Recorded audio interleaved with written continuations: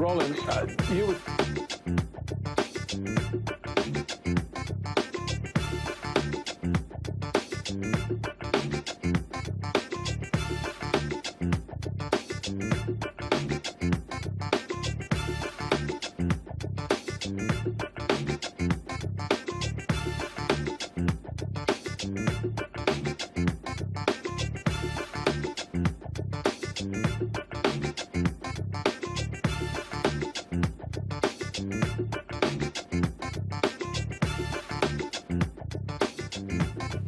Black Star Network is here.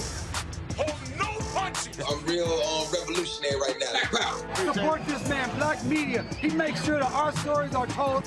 Thank you for being the voice of Black America, Roland. Stay black. I love y'all. All momentum we have now, we have to keep this going. The video looks phenomenal. See, this difference between Black Star Network and black-owned media and something like CNN. You can't be black-owned media and be scared. It's time to be smart. Bring your eyeballs home. You dig?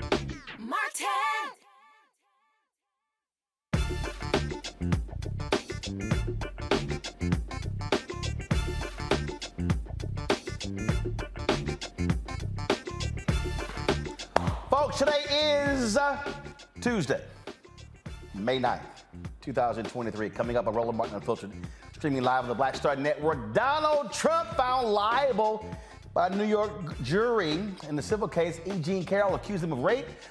He is found liable for battery, defamation, lying. We'll break it down for you on today's show. Also, folks, on today's show, we're going to talk about all of these conservatives. They're all up in arms and pissed off because I said we got to wipe out the Republican Party because they refusal to confront gun control in America. So Black conservative group Project 21, they're like, oh, we want to come on and talk about it.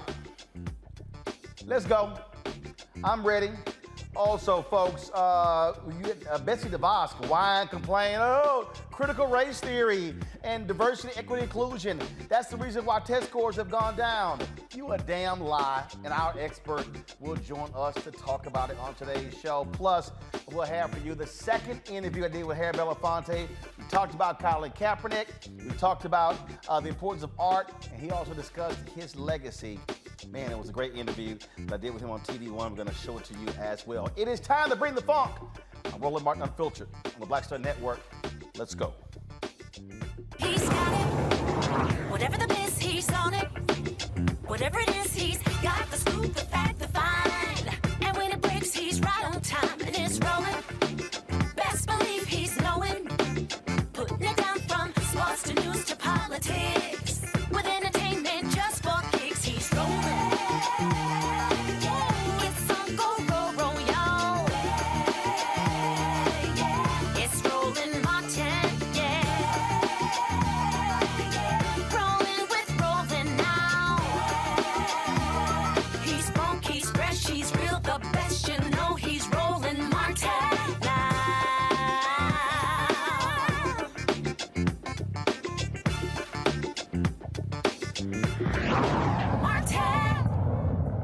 Oh, you can now add civil sexual assaulter to the resume of Donald Trump. Today, a jury there took 3 hours to find him liable for sexual assault of E. Carroll. She accused him of raping her in a department store in 1996. They also found him liable for defamation when he denied that he sexually assaulted her in 2022. She sued Trump under New York's Adult Survivors Act, which was passed last year to provide survivors of sexual abuse a one-time opportunity to file civil suits regardless of any relevant statute of limitations. The verdict, of course, is a significant blow.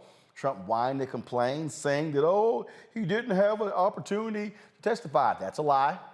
No shock they found him guilty of lying because all he does is lie. He was ordered to pay $5 million in damages.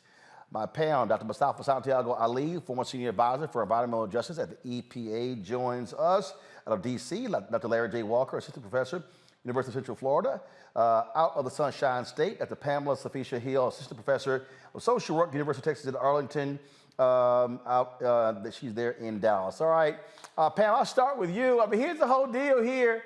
Look, the dude keeps playing around. All Trump doing, he just keep taking L's. Well, you do the crime, you got to pay the time. So it's interesting because people gonna still vote for him. That's a sad thing, and it tells you the type of people who live in this world who, despite what he does, they're still supporting him, and that's sick. It's sick. But I'm so glad that he was found guilty as charged. Well, again, Larry, it's a civil case, so he's not found guilty, but he is found liable for sexual assault, for defamation, and for lying. It reminds me of that saying, what goes around comes around. We could use any of the old sage words we used to hear in the black church to describe what's going on with Donald Trump after many years of corruption and getting away with all kinds of madness. So like you said, Roland, we're just going to add this to the list of all the other multiple certainly charges, but certainly been recently in terms of found guilty. And we also got to add on the fact that his nonprofit, in terms of with the New York State, in terms of getting a death penalty for his nonprofit and all the corruption that goes on there. And this is on top of what's going to happen possibly in Georgia and certainly with the special counsel. So it's about time that he, in terms of everything he's done, and obviously certainly a feel for this sexual assault victim, but this is one of many recent instances where the president is being held liable for his actions of the past. And like I said, I certainly hope that the special counsel, among some of the other investigations underway, continue to add on. The next question is, Roland, all these religious conservatives, what are they going to do? I want to see what the argument is. I mean, you support someone who's responsible for intimate partner violence. So let's see. We'll see what some of these conservatives have to say, who are religious in nature. Oh yeah, and Mustafa, the Republican Party is going to have to defend allowing somebody found liable for sexual assault to be their front runner. Yeah, exactly. But let's be clear. Donald Trump showed us exactly who he was before he ever became elected to the presidential office. He was caught on tape saying that he had the ability, because of his celebrity, to be able to violate women. So, yes, the Republican Party is going to have to make some tough decisions, but we saw how they reacted in the past by moving him forward as their candidate. We've got about 450,000 women, and that's the conservative number, that are sexually assaulted every year in our country. 1 in 6 women will be raped during their lifetime. So it is also an opportunity for us to have a deeper conversation about the violence that continues to happen to women. So the party, and when I say the party, the Republican Party is going to have to decide if they are a party that supports sexual assault, or if they are a party that they often label themselves as a party of family values. The two have not come together in a long time. Well, they have not, and I just think that what you're seeing right here is, again, more L's, and I can't wait for Alvin Bragg to drop that L on him. I can't wait for Fannie Willis. I can't wait for Jack Smith, and he's getting his comeuppance. And so all these Republicans who whine and complain, they're going to have to keep defending a liar, a sexual assaulter, a cheat, a tax cheat, you name it. And so I can't wait to see how they just twist themselves into a pretzel to defend this fool. Going to a break. We come back. We're going to talk about some other issues as well. Of course, the shooting in Allen, Texas continues to just rankle so many people. And oh my goodness, all these little conservatives are caught up in their feelings because I had the audacity to call out the Republican Party for their absolute failure to do anything about guns. And so Project 21 got their feelings like, well, Roland Martin's wrong for this. How dare he? All right, y'all want to come on and discuss? Bring it. You're watching Roland Martin Unfiltered on the Black Star Network. Black Star Network is here. Oh, no punches! I'm real revolutionary right now. Thank you for being the voice of Black America. All momentum we have now, we have to keep this going. The video looks phenomenal. See, there's a difference between Black Star Network and Black-owned media and something like CNN. You can't be Black-owned media and be scared. It's time to be smart. Bring your eyeballs home. You dig? Hatred on the streets, a horrific scene, a white nationalist rally that descended into deadly violence. White people are losing their damn minds. As an angry pro-Trump mob storms the U.S. Capitol, we've seen shooting. We're about to see the rise of what I call white minority resistance. We have seen white folks in this country who simply cannot tolerate black folks voting. I think what we're seeing is the inevitable result of violent denial. This is part of American history. Every time that people of color have made progress, whether real or symbolic, there has been what Carroll Anderson at Emory University calls white rage as a backlash. This is the rise of the Proud Boys and the Boogaloo Boys. America, there's going to be more of this. Here's all the Proud Boys, guys. This country is getting increasingly racist in its behaviors and its attitudes because of the fear of white people. The fear that they're taking our jobs, they're taking our resources, they're taking our women. This is white fear.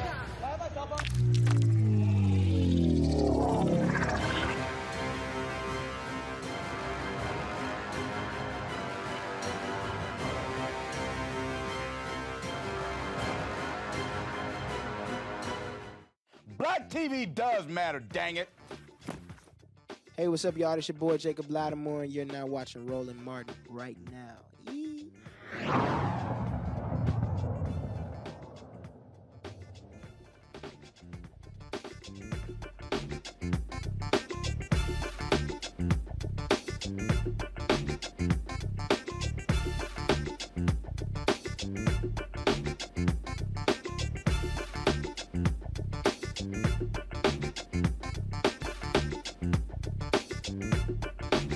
All right, folks, I was on MSNBC on Sunday with former San Antonio Mayor Julian Castro. Also, Republican Michael Steele was guest hosting on MSNBC. And we were talking about the shooting that took place in Allen, Texas that left 7 people dead, 8 people wounded. This is what I had to say.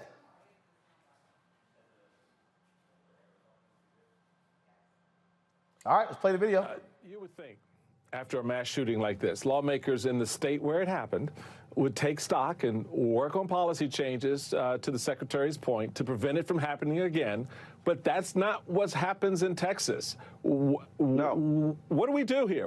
How do we break this cycle? I mean, it's not like every 2 weeks, my friend. It's like every other day we're having these stories now about mass shootings. The only way to change any of this is to completely wipe out the Republican Party. Somebody has to say it.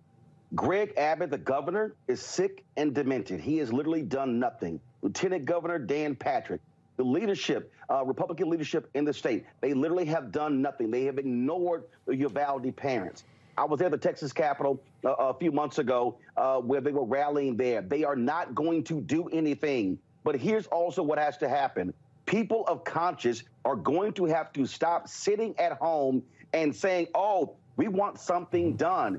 In the last election, 75% of all Texans under the age of 30 did not vote. And so the only way to change this is to move these people out of office. There is no other way. And so, yes, we've seen what they've done when it comes to voter suppression. They want to remove voting locations from college campuses. But the way to counter this, you have to take these people out of office and put in people who are going to pass the laws. That is the only way, because it is clear they are not going to change the laws because they are so in love with guns and so in love with the Second Amendment crowd, they do not care to see bodies piled up on the sidewalk. All right, folks. So the folks at Project 21, group of minority conservatives, they were a little upset, y'all. They were caught their feelings. And so Craig DeLuz, this is what he writes. The problem is not guns. It's the zero bail, sanctuary city, and defund the police liberal policies that have progressively made our streets less and less safe. As social justice warriors like Roland Martin continue to advocate for criminals of color, they ignore the fact that overwhelmingly their victims also happen to be people of color. He clearly cares more about violent criminals than he does their victims. Has he been drug tested? Because the segment we were discussing the shooting in Allen, Texas. I don't recall one time where I was advocating for the shooter. A white Hispanic who also is a white supremacist neo-Nazi. Let's read the next one. Melanie Collette, she goes, Roland Martin's incendiary comments are add fuel to an already divisive rift between the left and the right. The left is quick to call out its version of hateful rhetoric when a pundit on the right dares to disagree with progressive viewpoints. Meanwhile, media outlets like MSNBC overlook potentially violent language coming from liberal pundits like Roland Martin, proving just how intolerant the party of tolerance can often be. Really? That's interesting. Melanie, where are your statements against some of the most ridiculous stuff we've heard on Fox News? Oh, you haven't done any of those because you're trying to get booked on Fox News. All right, here's David Lowery Jr. He goes, after decades of leftist leadership, black communities continue to suffer from uncontrolled crime and economic woes while progressives clamor for more devastation to black communities coming through unfettered abortion. Instead of calling for violence in their mission to destroy conservative thought, Roland Martin and his ilk should be looking for ways to improve the quality of life in black and brown communities. Martin is an embarrassment and nothing more than a puppet for the left. So David Lowery Jr. joins me right now from Chicago. David, question for you. Discussion I had on MSNBC on Sunday, was the topic abortion? The topic was yes or no? The topic was about mass shootings. No. The topic was a specific mass shooting in Allen, Texas. Roland, we both from Chicago. No, actually, I'm not from Chicago. I'm from Houston. No, hold up. Let me help you. David, hold on. David, hold on. David, I'll let you talk. David, hold on. David, hold on a second. I'm not from Chicago. I am born and raised in Houston, Texas. I lived in Chicago for 6 years. Now you can continue. Okay, so you and I know that the real problem here with the shooting, it is not the guns. It's the people that get the guns that cause these crimes. How do you get them? It's the left. It's the left that bring these guns in the community. These guns get into the community, whether it's left or right. How did the shooter, hold up, the discussion was regarding Allen, Texas. Here's the first question. Have you ever been to Allen, Texas? No, I have never been to Allen, Texas. I have. I've been to that. No, 1 second. Hold up. No, David. I'm going to let you talk, but I got to establish a foundation of things first. Okay. One. Hold up, David. 1 second. I'm going to let you talk. Have you been to Allen, Texas? Yes or no? I said no. Okay. I've been to Allen, Texas. I've actually been to that particular mall. Do you know what the racial makeup of Allen, Texas is? Roland. That doesn't matter. No, David, I'm asking a question. Do you know yes or no? You don't want to get to the point. David, I'm getting to the point. I'm asking you a specific question because the discussion on MSNBC was about the shooting in Allen, Texas. David, do you know the racial makeup of Allen, Texas? I told you I haven't been there. The makeup, no. You don't have to be there to know the racial makeup. Allen, Texas is 61.5% white. 2.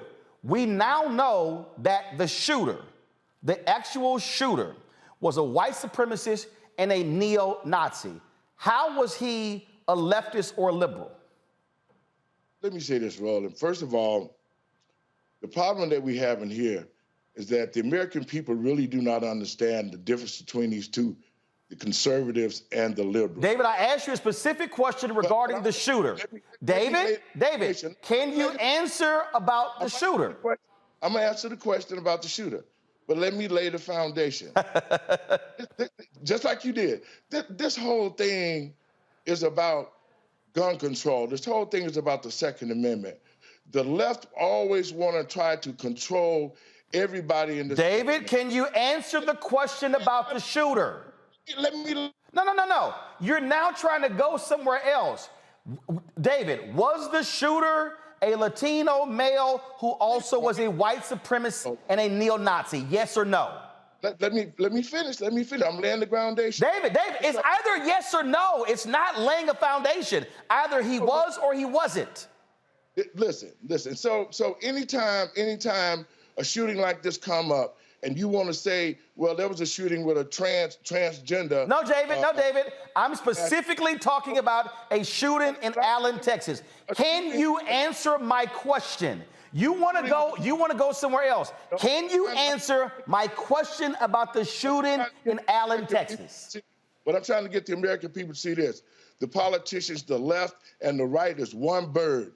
And they all is one bird, the left wing and the right wing. So it doesn't matter. David, are you going to answer the question? Was the shooter in Allen, Texas, was he a white supremacist and a neo-Nazi, a Latino? Yes or no? There's nothing proven. Answer the question, David. Yes or no? We don't know. Yes, we do know. I'm sorry. Did he say David, they literally have uncovered evidence. This man has tattoos on his body. White supremacist, neo-Nazi tattoos. You haven't seen that? Just because he was a white supremacist, he still was a shooter, just like all the other shooters who used a weapon, who now the left is trying to shut down the Second Amendment. Let me ask you a question, David. After Uvalde in Texas. David, I'm going to ask you a question, David. After the shooting of David, there was a shooting in Uvalde, Texas. The shooting in Uvalde, Texas. The parents, David, here's the deal. You can sit here and run off and do everything else. I am asking extremely specific questions. What I would like is an answer to the question, not you trying to filibuster something else. That was a shoot. David, I'm asking a question. David, that was a shooting in Uvalde, Texas. After the shooting in Uvalde, Texas, the parents in Uvalde demanded Texas Governor Greg Abbott, Lieutenant Governor Dan Patrick, to do something about gun control. Greg Abbott then said the problem isn't the guns, the problem is mental illness. David, hold up. David, fact, yes or no? Did Texas Governor Greg Abbott cut $211 million out of the mental health budget in Texas? Yes or no? No, I don't know if he did or not. Did he? He did. So you just agreed, David. You just agreed, David. I'm gonna let you talk. You just agreed with Greg Abbott that mental illness is the problem. Yeah. So if mental illness is the problem, why did the Republican governor cut the funding, and did you criticize his cutting of the funding? Now you can talk. Okay. This thing in Texas and Greg Abbott cutting the funding for the mental illness, it's definitely a mental illness because these guns are not killing. It's the people that get the guns. Greg, David, do you disagree with Republican Greg Abbott cutting the funding? I disagree with the fact that you're not allowing me to explain myself. That's what I disagree David, with. you just said cutting the funding of mental illness is a problem. Do you disagree with Republican Greg Abbott cutting the funding? This is what I disagree with. If he cut that funding is needed to help the mental aspects of people that are purchasing the weapons. So if you believe it's needed, where is your statement? Hold up. Where's your statement criticizing Greg Abbott for cutting the funding? Where is it? I'm criticizing you because you're a race beta who always continue. Oh, so you're not criticizing the person who cut the funding. You're just criticizing the concept of cutting the funding. I'm criticizing you right now, brother. David, I'm going to ask you again. David, why won't you criticize the Republican governor who cut $211 million for mental illness? Opposed of us looking for issues to help the black community, all you do is get on this show. You're a liar. You're a liar. Again, here's what I don't understand. See, if you say they fly, David, if you say they fly from the same bird, you would have the guts, you would have the courage, you would be a black man with conviction and say, Texas Governor Greg Abbott is wrong for blaming mental illness and then turning around and cutting the money. But you won't do that because that's going to cut your Republican money. Let me say this. If he cut the money because... He did. Wait a minute, just like the liberals do. They say one thing and do something else. This bird has two wings, the left and the right. David! And governors is this. David, why won't you criticize the Republican governor for cutting the money? Criticize him. I called to talk about you. No. See, David, here's the deal. David. See, you thought I was going to go by your agenda. This is my show, player. And we're discussing the shooting in Texas. See, you wanted to bring us some other stuff. Let me go back to it, David. Do you believe it was wrong? Do you believe it was wrong, David, for Texas and other states to pass laws allowing for concealed handguns and people don't have to get a permit? I don't believe in that because I got a permit here in Illinois. You don't believe in what? So if you're going to get a gun, you need to go through the proper process. So that means that you believe it. So you, David of Project 21, you believe that Alabama Governor Kay Ivey, you believe that Florida Governor Ron DeSantis, and you believe that Texas Governor Greg Abbott, all Republicans, were wrong for supporting bills allowing people to carry concealed weapons without having to get a permit, correct? What I believe is this. I believe that those governors are doing what the best they can. No, David. You just said, wait a minute, David. You just said minute. Wait a minute. I have a concealed permit in Illinois. I believe you must go through a process. So when I then turn around and tell you that Republican governors have supported bills allowing concealed handguns without a permit, now they doing the best thing they could. David, is it the best thing? David, David is real simple. Is it the best thing for people to carry concealed handguns without a permit? Yes or no? That was required for me, okay? That's what I'm saying. So whatever these states do for their states, that's what they do. But the real David, are you aware that homicides in Texas are up 90% since they... Are you aware, David? We're discussing Texas. Are you aware that homicides in Texas are up 90% since they changed the gun laws? The statement that you made was racist. David, you're not answering my question, David. David, you're not answering my question. Are you aware, David, that Texas has had more mass shootings in the last few years than any other state? Are you aware of that? I am aware of that. Are you aware of the mass shooting in Uvalde, Texas, in El Paso, Texas, in Santa Fe? And after every one of those shootings, they did nothing. You want to sit here and you want to, as a leftist, you want No, David, I am a registered voter in Texas. Are you? No, David, are you a registered voter in Texas? The real question Are you a registered voter in Texas, yes or no? David, are you a registered voter in Texas, yes or no? About the black community. David, are you a registered voter in Texas, yes or no? Are you a registered voter in Illinois? David, no, I'm not. And guess what? And guess what, David? Guess what? I am a registered voter in Texas, Dallas County. Hold up, David, which means that I, as a native Texan and a registered voter and a homeowner, have the absolute right to call out Texas Republicans who have done nothing to keep Texans safe. To destroy this country, the left has implemented things and laws that we're seeing now. Really? Black people are not prospering. David, we're discussing the mass shooting in Texas, and now you want to go on this tangent. And David, here's what I don't understand, David. Why are you so scared? David, why are you so impotent? Why are you so frail to criticize Republicans for passing gun laws and making it easier for people to get guns? The real deal is this. The left has always... You still not answer the question, David. David, either we're going to discuss mass shootings in Texas, or, David, we're not having a conversation about economics in black communities. Mental issues, and it is not the guns that are killing, it's the sad people that get the guns that do the killing. I'm glad you said that. So since it's the sad people who get the guns, and the Republican governor is cutting the mental health funding, David, this is real simple, David. David, this is real simple. David, you can sit there, David, are you going to stay on the topic, or are you going to try to come up with some other stuff? But you laid a foundation. David, you're not on the topic, David. So the thing of it is this. As long as the American people do not come up with a system to weed out those that have mental issues. Wait a minute, David. You can't weed it out if you cut the money.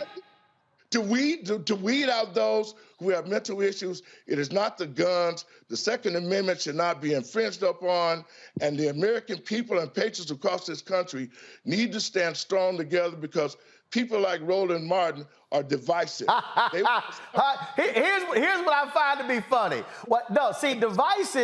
Divisive is when you're so weak that you are unwilling. When you're so weak, you're unwilling to criticize a Republican who doing what's wrong. David, admit it. You're impotent. I am the biggest critic. All of the money that you get from Project 21 comes from the right. David, you won't even answer the question. And the thing of it is this, right? David, let me ask you a question. David, after black people were killed, see, since you, okay, how about this, David? Since you want to talk about black people, Okay? No. Since you want to talk about black people, let's go ahead and talk about black people. Okay? Yep. We about to roll up on the first anniversary of 10 black folks killed. Now, hold up, David. We gonna discuss black people right now. Hold up, David. David, you just bumping your gums. We gonna discuss black people right now. Black people continue. No, here's what we gonna do. I'm gonna go to a break, and I'm gonna come back in 2 minutes. So, David, we gonna come back, and we gonna discuss black people being shot, and I'm gonna walk through something, and I can't wait to get your response to it. Hey, y'all, you watching Roland Martin Unfiltered on the Black Star Network. David can keep yapping during the commercial break, but trust me, we gonna come back, and he gonna have to answer about Buffalo. You watching Roland Martin Unfiltered on the Black Star Network. Hatred on the streets, a horrific scene, a white nationalist rally that descended into deadly violence. White people are losing their damn minds. As an angry pro-Trump mob storms the U.S. Capitol, we've seen shooting. We're about to see the rise of what I call white minority resistance. We have seen white folks in this country who simply cannot tolerate black folks voting. I think what we're seeing is the inevitable result of violent denial. This is part of American history. Every time that people of color have made progress, whether real or symbolic, there has been what Carroll at Emory University calls white rage as a backlash. This is the rise of the Proud Boys and the Boogaloo Boys. America, there's going to be more of this. Here's all the Proud Boys, guys. This country is getting increasingly racist in its behaviors and its attitudes because of the fear of white people. The fear that they're taking our jobs, they're taking our resources, they're taking our women. This is white fear.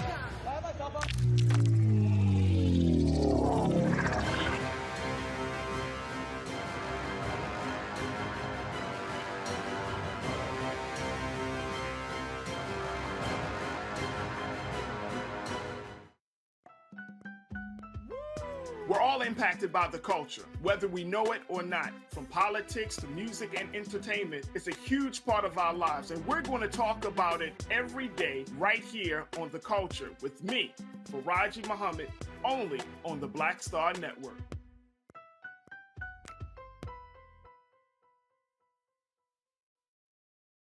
Hi, I'm Anthony Brown from Anthony Brown and Group Therapy. Hi, I'm BB Winans. Hey, I'm Donnie Simpson. What's up? I'm Lance Gross, and you're watching Roland Martin Unfiltered. We are 5 days away from commemorating the 1-year anniversary of 10 black people who were gunned down at a supermarket in Buffalo. And so we are having, well, I won't call it a conversation, because David Lowery refuses to answer any questions. He's with Project 21. So, David, let me ask you this question. Since you want to talk about black people, 10 black people were gunned down at a supermarket in Buffalo by a white supremacist. Shortly after that happened, the House passed a bill to fight domestic terrorism, and it was laid out. The vote was 222 to 203. Go to my iPad, Henry. 222 to 203. The only Republican who voted for the bill was a guy from your state, former Congressman Adam Kinzinger. All other Republicans voted against this bill. David, I'm curious. Can you show me where you criticized and condemned Republicans for voting against a bill to fight white domestic terrorism after 10 black people were killed by a white supremacist in a Buffalo supermarket? Well, Roland, it's kind of like the same situation. Can you answer the question? Did you criticize the Republicans for voting against it? It's a yes or no, David. Yes. Listen, let me say this. It's kind of like the same way that all the left. Did you condemn Republicans for not standing up for black people? Yes or no? One Democrat voted. Okay, let me do this here. Henry, go to my iPad. David Lowery and let me just do this here. David Lowery and Buffalo shooting. So let's see. Let's see exactly what David Lowry had to say about the shooting in Buffalo. I'm looking. I didn't say nothing about the shooting in Buffalo. So hold up. 10 black people are gunned down by white supremacists, and you said nothing? I wasn't asked to. Wait. Hold up. I'm sorry. You have to be, wait a minute, David. You have to be asked by white people to comment on the death of black people? David, so wait a minute. When all Republicans except one voted against a bill against white domestic terrorism, you said nothing. What kind of black man are you that says nothing when your party votes against the killing of black people? Now, let me say this. No. Did you say anything when your party would not vote for black people? Let me say this. At the time this shooting occurred, a year ago, I wasn't even with Project 21. It don't matter. Hold up. Who were you with? Who were you with? Let me finish. Let me finish. I'm with my own foundation. Okay, so you couldn't say anything about it? Let me say, I didn't get the media attention to say what I needed to say. Oh my God. Oh, hold up. There's a thing called Twitter. There's a thing called Instagram. There's a thing called Facebook. There's a thing called Fanbase and Tumblr and TikTok and YouTube and Snapchat. Oh, I'm not getting the media attention. Let me finish. I posted what I posted on Facebook with my show, Let the Truth Be Told on TZN. About what? About the shooting. The shooting was wrong. Any shooting is wrong. David, I asked you a question. 203 Republicans voted against the bill. No, David. Since you're in the show, David, on your show, did you ever blast Republicans for voting against this bill? Yes, I blast Republicans. I blast. No. On this bill. Either side. On this bill, David. We're rolling. David, answer my question, David. On this bill, did you criticize Republicans on this bill? I criticized. Huh? I criticized that bill. Where is it? Hold on. Where's the proof? Blacks are being killed in Chicago. Stop. Where's the proof? The hell no. Where's the proof?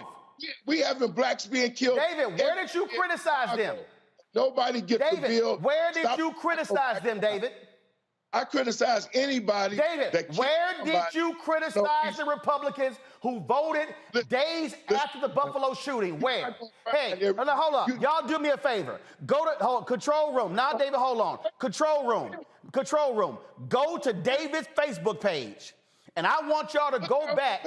I want y'all to go back to May 14th, 15th, 16th, 17th, and 18th, and I want y'all to find me the video where David condemned Republicans.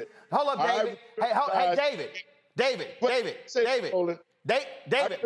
10 black folks are gunned down, and they vote against it. I criticize you. I criticize. Hey, David, I supported the bill. Did you? Hey, David, did you support this bill? This thing. David, did you support this bill? Let me tell you. David, did you support this bill, yes or no? That's the bill I support. David, which one? This is the thing, Roland. David, did you support this bill? We got to talk about you being a race baiter. See, here's the deal, David. See, the fact of the matter is, you are absolutely one of those. I wasn't with Project 21 last year, so I really couldn't say nothing. Bruh, you weak. You're weak. You're a weak black man. You will not condemn the Republican Party. David, hey, David, let me tell you, brother. David, I can't give you a spine. They created welfare. Hey, David, I can't give you a spine. I can't give you any of that.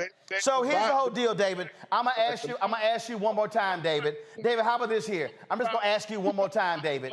David, this is real simple. David, And David, black people do not wake up to understand. This is really a waste of my time because you can't even answer the question. So, David Lowry, I appreciate you coming on from Chicago. I appreciate you, but I still want to know, please, by all means, send my producer the proof of you condemning Republicans in Buffalo. You have a great day, and I hope you keep talking to yourself. All right, y'all, I'm going to go to a break. We're going to come back, talk to my panel. Here's the whole deal. This is real simple. If you can't even answer the question, I can't keep talking to you. If you can't answer the question, I can't keep talking to you. Y'all just sat there and saw it. He would not even answer the question. So you can't come over here and act like you John Shaft and you talking about how you stand up for black people when 203 Republicans voted against a bill in the aftermath of 10 black people being gunned down.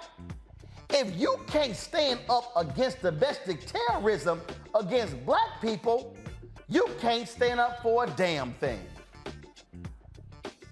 And that, David, is why I ended our conversation. Because you are a black man with no spine. You are a black man with no integrity. You are a so-called black man who can't even defend black people in your own party. So no, I won't waste any more of my airtime talking to a damn fool. I'll be back.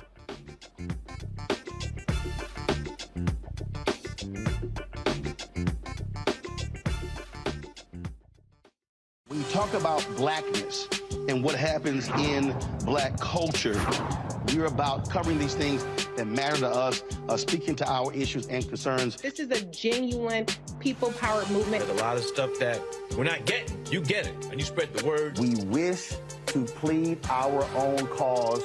Too long have others spoken for us. We cannot tell our own story if we can't pay for it. This is about covering us. Invest in black-owned media. Your dollars matter. We don't have to keep asking them to cover our stuff. So please support us in what we do, folks. We want to hit 2,000 people, $50 this month, raise $100,000. We're behind 100,000, so we want to hit that. Y'all money makes this possible. Check some money orders. Go to P.O. Box 57196, Washington, D.C. 20037-0196. The Cash App is $RM Unfiltered. PayPal is R Martin Unfiltered. Venmo is RM Unfiltered. Zelle is Roland at RolandSMartin.com. On a next, A Balanced Life with me, Dr. Jackie. What does it mean to actually have balance in your life? Why is it important and how do you get there? A masterclass on the art of balance. It could change your life. Find the harmony of your life. And so what beat can you maintain at a good pace?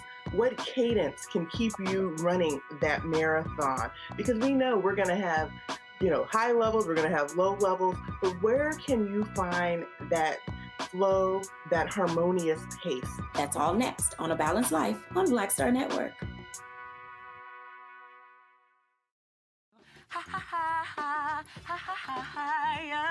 Hey, I'm Antonique Smith. What up, Lana Well, and you are watching Roland Martin Unfiltered.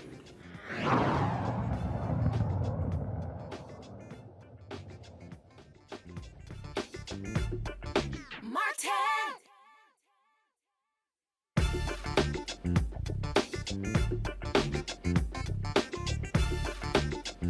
Oh, yeah, welcome back, y'all. So, see, here's the deal. I must say.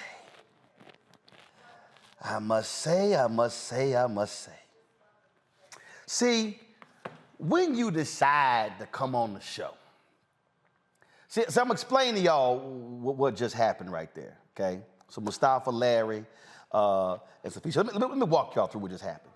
See, game recognized game. So I'm discussing the shooting in Texas. He want to come on, talk about everything else but the shooting in Texas. Then the poor little boy don't do no research on Texas. And so, hell, he started off wrong by saying, I'm from Chicago. That fool didn't even do that basic ass research. Hell, that's in Wikipedia. So then he wants to start going all around. So then he wants to start talking about black people who get killed. All right, so I bring up 10 black people killed in Buffalo. So my staff has pulled it up. What were the dates of his show? May 4th, May 11th, and May 18th. Y'all, the shooting took place May 14th. Tell me again, what did he discuss on his Facebook on May 18th? He discussed, y'all, this fool was talking about the mayoral election in Chicago on May 18th. Mustafa, on May, the same day the bill gets passed in the House, 203 Republicans voted against it. Here's what David is so damn weak. He could have went on his show and praised Adam Kinzinger for being the only Republican, and he from Illinois, for voting for it. He didn't even talk about it. So David sat on this show and lied about what he did at the shooting at the Buffalo. And that's what these cats do. They come on these shows, Mustafa, and they think this is Fox News or Newsmax or OAN, where they can spew talking points and lie until I hit their ass with a 2x4 called facts. Yeah, maybe that's a reason that they're so afraid of background checks, because when people do background checks, they actually, know the history of an individual or an entity, if it is. It's unfortunate that we have folks from our own communities who will not stand up to stop this gun violence. We know the steps that are necessary to actually make it happen. You go back to the 1994 assault weapons ban, and there's research that shows that it decreased the deaths that we now see even to this day. They had a 10-year time period to actually look at those numbers. We know we got 48,000 people who died last year from gun violence. 300 people are shot every day. 111 people die every day from guns. So if you care about our communities, then you should be doing everything that you can to, one, highlight the facts, to two, to move forward on trying to encourage people who are inside of your party to do the right thing and to protect lives. And if you're not willing to do that, then I have a difficult time in believing that you care about black people, or even that you even care about people who are inside of this country, because we know how many people are dying from gun violence. So it's time for people to stop with the rhetoric and to actually, get together and begin to address this, because our children are dying, our elders are dying like there in Buffalo, and everyday people can't even leave their homes because they continue to lose their lives. All right, do me a favor, Henry, put the chart in my monitor right here. See, here's the thing, Larry, that fools like David don't understand, and they stuck on stupid. We're talking about assault weapons, AR-15 and corresponding assault weapons. This is from the Oregon newspaper, all right? So let me show you right here. I'm about to break this thing down for you. This right here, y'all, right here, assault weapons allowed. Okay, then you see right here, okay, where the ban expired. The assault ban expired in 2004. This is the aftermath of the assault ban. Now, help me out here. Is this lower than this? Larry, it looks to me like when we had the ban on assault weapons, which passed in and mind you, passed in 1994. This is no ban. Looks to me like assault ban worked. They did work, Roland. I mean, there are plenty of research studies that highlight that the research ban during those 10 years, and let's remember, it expired during the George Bush Jr. administration. We know that it worked. We know there are common sense policy decisions to deal with this public health crisis. The other thing is, well, I want to go back to the guest you just saw on the show. Listen, it reminds me of a student that didn't read the syllabus. If he's going to come on your show, you can't come on with superficial talking points. You have to make sure you have your facts to back up what you statistically. You need to have some data, some numbers, and had a common sense approach to have a conversation on this show. He just didn't read the syllabus and wasn't prepared. But the bottom line is we need comprehensive gun reform at the federal level to address the onslaught of violence this country's experienced over the last several years, particularly, as I said, you talked about these mass shootings, and most recently one in Texas. Not doing anything is not an option. The other thing is, Roland, when people come on the show or I see them on other platforms and they start talking about Chicago, when we're talking about shooting in Texas, I see you. You don't have anything to talk about. And that is what we would describe as a dog whistle. So let's not just focus on what's going on in Chicago. Let's talk about the national problem of gun violence in this country. Let's find some comprehensive gun reform. Let's pass it so we can make sure we save the lives of men, women, and children in this country. And Pamela, this is how stupid David L. Lowry Jr. is. You got to be, beyond ignorant to release a statement to say, I don't care about the well-being of black communities, when literally that's what we do every single day. We're not doing it today because we got Harry Belafonte. We feature black-owned businesses every Tuesday. We feature black people in tech every Wednesday.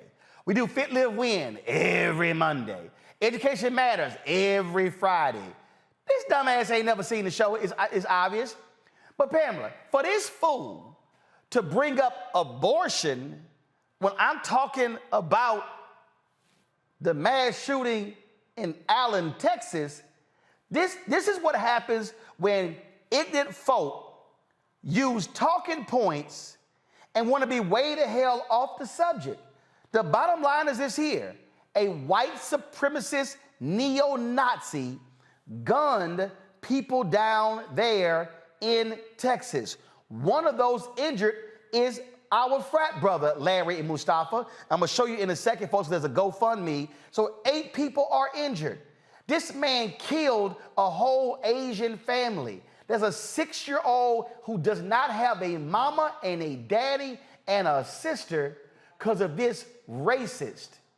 And this fool is defending them because he wants them to still be able to have these guns. Roland, there's an African proverb that says, it is best to allow others to think you are a fool than to open your mouth and remove all doubt. Your guest just opened his mouth and removed all doubt, and opened his mouth, he could not answer yes or no. So a mind truly is a terrible thing to waste. And, I live in Dallas area.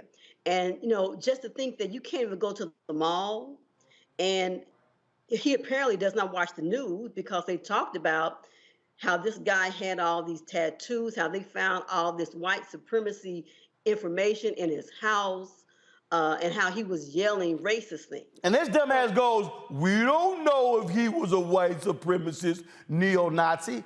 I'm like, your ass can't read? Exactly. And all you gotta do is turn on the evening news. It's still on the news. So, and what they did in Texas, they raised the age limit to 21. However, if you're 22, you can still go out and get a gun and not be checked. So that is, I don't think that's the solution. It needs to be higher. It needs to be background checks. Any fool can go out here and get a weapon and do whatever they do. And that's the sad reality. And the other sad reality is that we know it's going to happen again. Children are afraid to go to school. People are afraid to go shopping. You can't go to church. You can't go anywhere. Look. But look, I keep telling all these black conservatives, I ain't got a problem when black conservatives come on my show. Hell, I was on MSNBC Sunday with a black conservative, Michael Steele. I've had Chris Metzler, Eugene Craig, I've had others, but here's what you're not gonna do. You're not gonna come in this space and lie. What you're not gonna do is come in this space and make shit up. What you're not gonna do is you're not gonna come in this space and actually think, I'm going to allow you to spew BS talking points, and then if you think David. Because see, y'all, here's the deal. David asked for this ass whooping. I need y'all to understand something. I didn't call his ass. They sent my producer, Carroll, an email, and the email basically said, hi, could you please book David Lowery so he can get his ass whooped by Roland Martin? That's essentially what just happened. I don't know who that fool is. Because first of all, if I knew David Lowery, I would have told his dumb ass, don't sit in a dark-ass studio in a black suit and a cobalt blue tie and a black shirt because we can't see your monkey ass. I would have told him to at least put on a white shirt in a different color suit. But see, they like to invite themselves, because see, here's the whole deal, y'all. And I just want to explain to y'all what they're doing. The right funds Project 21. Most of these folk in Project 21, other black Republicans ain't never heard of them. I can call y'all, I can pick the phone up right now and call 10 of the most prominent black Republicans, and I can guarantee you they ain't never ever heard of David. This little Colette girl, they ain't never heard of her ass. That first dude, Deluxe, whatever his name is, they ain't never heard of his ass. I could walk into a black conservative gathering and get more applause than all three of them combined. So what these are three nobodies. Matter of fact, they are members of the hashtag Never Will Bees Club. Y'all can use that one. Hashtag Never Will Bees. Because that's what they are. They are never will bees. They don't know nothing about public policy. They don't know anybody. They can't call nobody. Don't nobody listen to them. And so you got a little conservative group who goes, well, let's just run some little comments out there, or some little black conservatives we ain't never heard. And so then they like, we need some media attention. So what did he say? I came on here to call you, Roland Martin, a racist. The shooter was the racist. And this fool is sitting there talking like the shooter. I can't respect, and I'm just give y'all this right here. I'm just go ahead and go with this, end with this here. So a few years ago, you had a white Republican who was running for Congress in Texas against Martin Frost, who was Democrat. So my man Michael Williams and his wife Donna, they were going to have a fundraiser at their house. Now Michael worked for the Reagan and the Bush administration.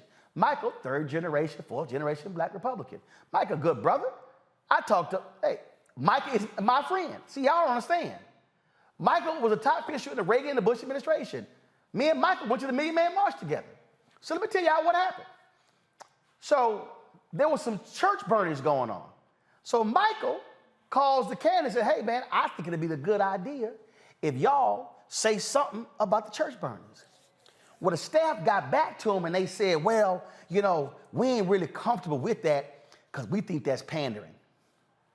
Now, Mustafa, Larry, and Pamela, here's what's funny. They literally traveled to some black churches with Congressman J.C. Watts. Well, that shit is pandering. But you couldn't make a statement against some black churches being burned? So Michael went and told his wife, Donna. Donna said, ain't no way in hell any person is welcome in my house who can't call out black church burnings. So Michael and Donna Williams canceled the fundraiser in their house where they were going to invite a lot of their black Republican friends for this dude who eventually lost to Martin Frost. See, David, that's a black Republican, a black conservative with some integrity. That's a black Republican and a black conservative with some guts. And they said, that's not going to happen in my house. Your impotent ass, you in need of some political Viagra, some political Cialis, because you sat on this show and your weak punk ass, could not even call out 203 Republicans who voted against a bill 4 days after 10 black people were gunned down in Buffalo. It was a bill against white domestic terrorism. And the one Republican who voted for it was from your state, and your Simple Simon ass could not even condemn that. And then you made excuses for Greg Abbott cutting $211 million. This is why real black Republicans paid attention to none of you Project 21 fools, because y'all are utterly irrelevant. Let me be perfectly clear. I ain't no Democrat. I ain't no Republican. I vote in the interest of black people. And if 203 Democrats voted against something that I felt was beneficial to black people, you bet damn well I would have the guts to call them out. You, David Wright, are a Simple Simon. You are an embarrassment to black people. And I hope your whole family and your church members, and I hope your neighbors watch this video to see you, a so-called black man, not even defend the honor of 10 black people killed in Buffalo. In the words of Della Reese from Harlem Nights, you can kiss my entire ass. I'll be back.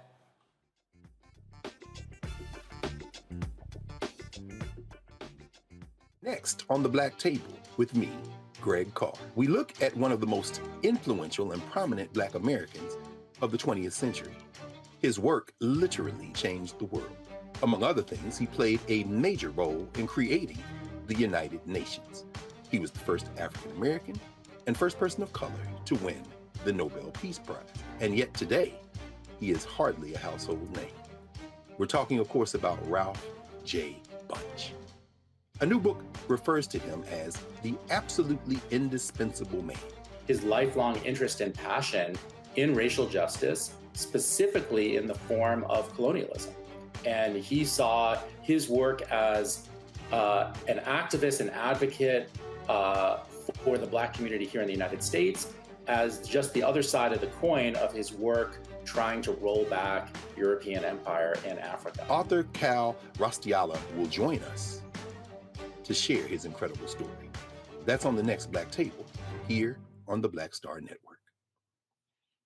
Up next on The Frequency with me, Dee Barnes, our special guest, Alicia Garza, one of the founders of the Black Lives Matter movement. We're going to discuss her new book, The Purpose of Power, How We Come Together When We Fall Apart. We live in a world where we have to navigate, when we say something, people look at us funny, but when a man says the same thing less skillfully than we did, right? Right.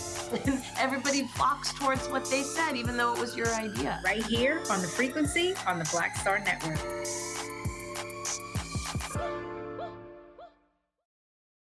What's up, what's up? I'm Dr. Ricky Dillard, the choir master. Hi, I'm Amber Stevens-West from The Carmichael Show. Hi, my name is LaToya Luckett, and you're watching Roland Martin Unfiltered.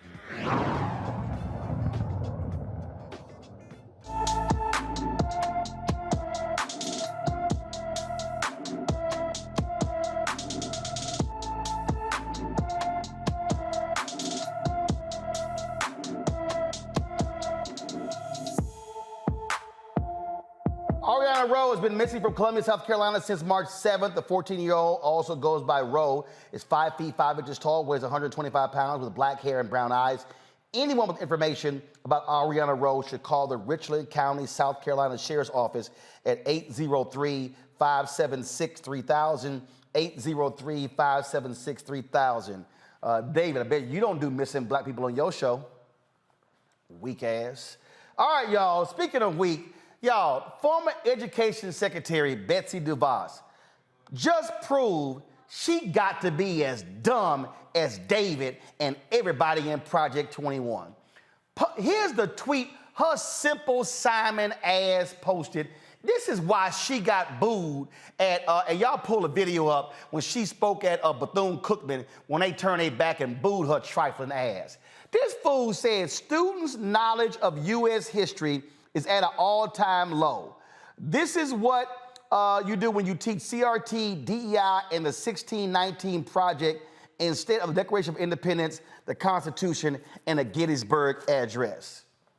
Y'all, why did I write my book, White Fear? Because of folk like her ass. Then she goes on Fox News claiming, oh, wokeness is the reason why our kids are not learning. Y'all want to hear Simple Simon? Here her ass go. Line graph, if you will. 8th grade history scores now hitting an all-time low in this country. To what do you attribute this drop-off for our nation's children? Well, Sandra, clearly the extended closures during COVID had something to do with it. But the reality is that those scores were headed that direction well before the pandemic. In fact, in 2017, I made a speech on National Constitution Day talking about these plummeting scores. This is what happens when you teach DEI, CRT, and the 1619 Project instead of the Declaration of Independence, the Constitution, and the Gettysburg Address. This is appalling, and when we consider that 87 out of 100 students are not even close to proficient in knowing U.S. history, it's a very concerning trend. And we should all be alarmed and say enough. Our government-run schools are not doing the job, and we need a change. Joining us is Matt Gonzalez, the Director of Education, Justice, Research, and Organizing Collaborative at NYU Metro Center. Here is what I think is absolutely hilarious, Matt. This fool, Betsy DeVos, actually said CRT, DEI, and the 1619 Project, and she said, I gave a speech on Constitution Day in 2017. Here we go to my iPad. Matt, the 1619 Project wasn't published until August of 2019, 2 years after her dumb ass gave that speech.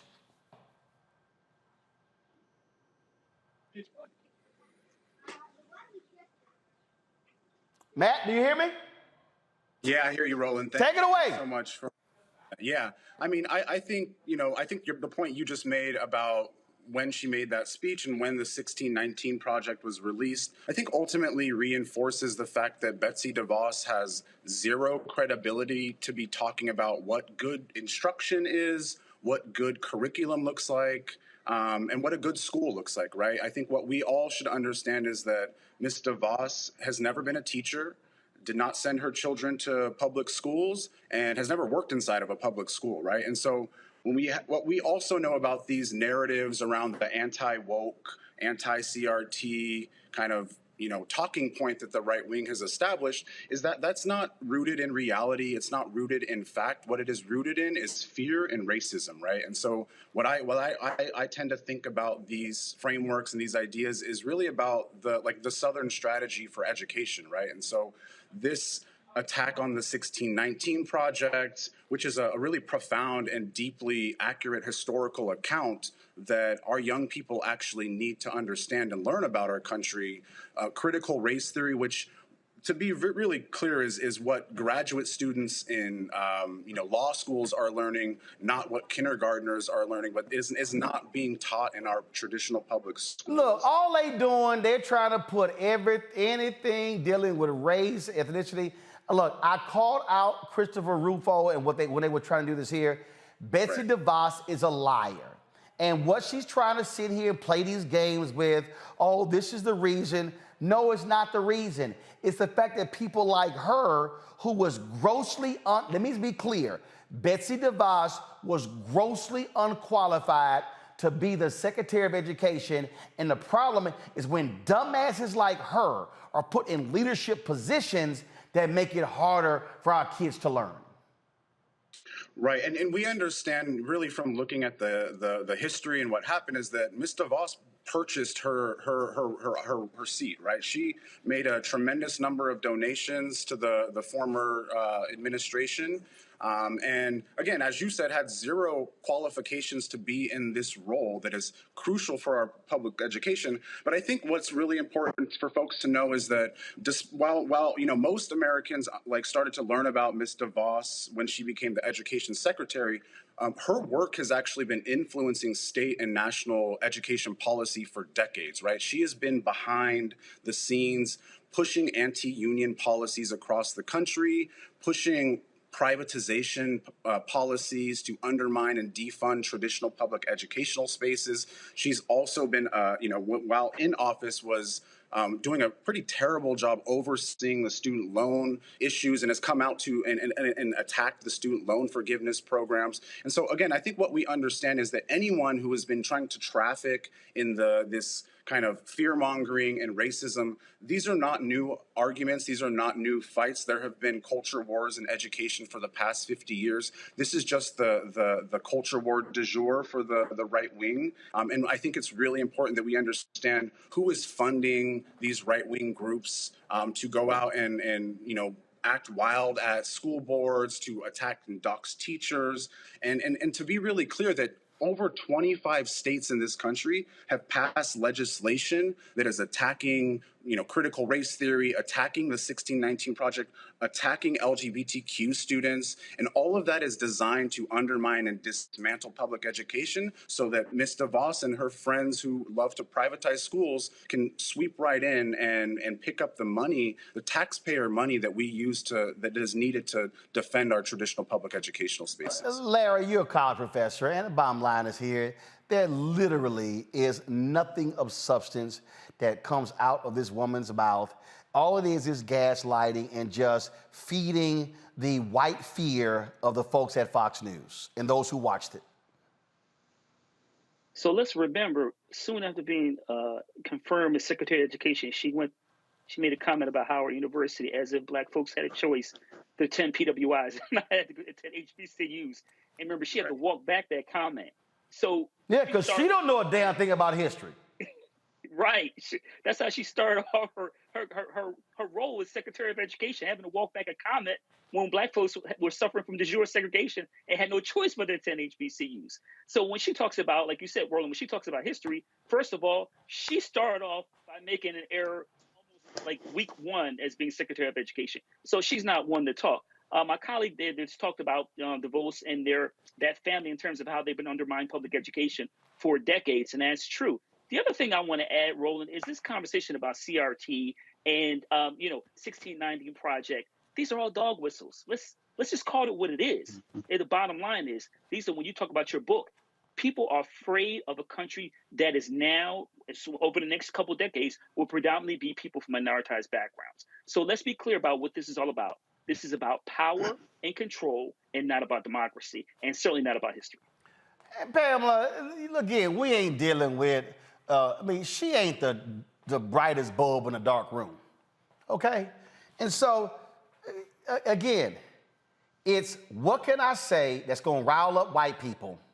Oh, that's why my kid not learning, and we should be teaching the Declaration of Independence and the Gettysburg Address. You so stupid that they barely teach that anyway. Here's the question, and this is why Fox News is so dumb. This is real simple. Hey, Betsy, when the last time you've been in a classroom? Oops. You've never been in a classroom. In the state of Texas, they are now wanting to put the 10 Commandments in all the classrooms. Well, first of all, if we had teachers who were allowed to teach, we would have a better opportunity for our children to learn.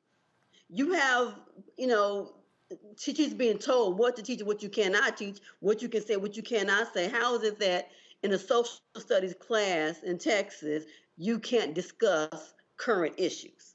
Really? Really? So, we have to realize and be always truthful to understand, again, critical race theory came about in the 70s. I tell folks, if somebody criticizes, if they can't give you the accurate history, they don't know what they're talking about.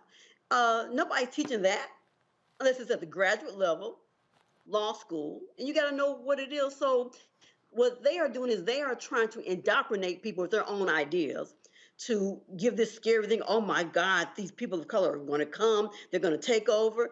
We ain't going nowhere. We ain't going nowhere. And I think that, particularly teachers, parents, learn all you can and teach your children. Start at home. Because if we depend on the school system, we might be in some issues here because, again, teachers are not allowed to be teachers. Mustafa, look, again, it's beyond stupid. But people need to understand what is actually happening by folks like DeVos and what they're attempting to do. They want white control. They do not want to see black people and Latinos and Asian Americans and Native Americans do not want to see us included.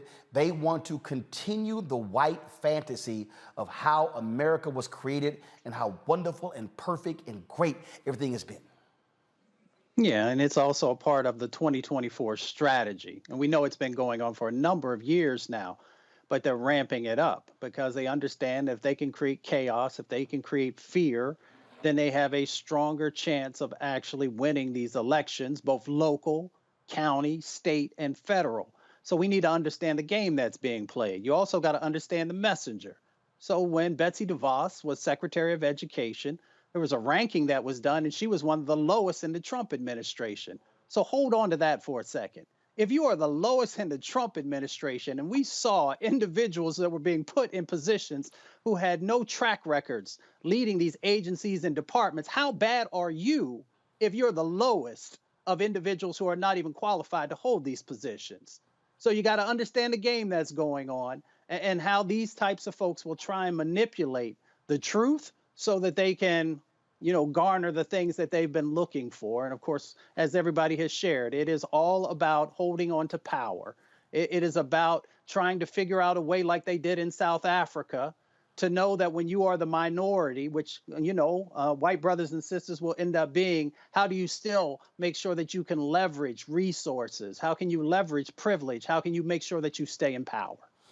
Dean, I'm sorry, Matt, this is very simple, and that is, if we want to deal with what's happening with dropping test scores, then you really address what the issue is. And it has nothing to do with any of this. But this is, again, the game they're playing because they want to present a fictionalized version of what America has always been. And their attitude is, there's no blemish. Everything was wonderful and perfect and just and good. They don't like the fact that people are learning the real about America and its founding.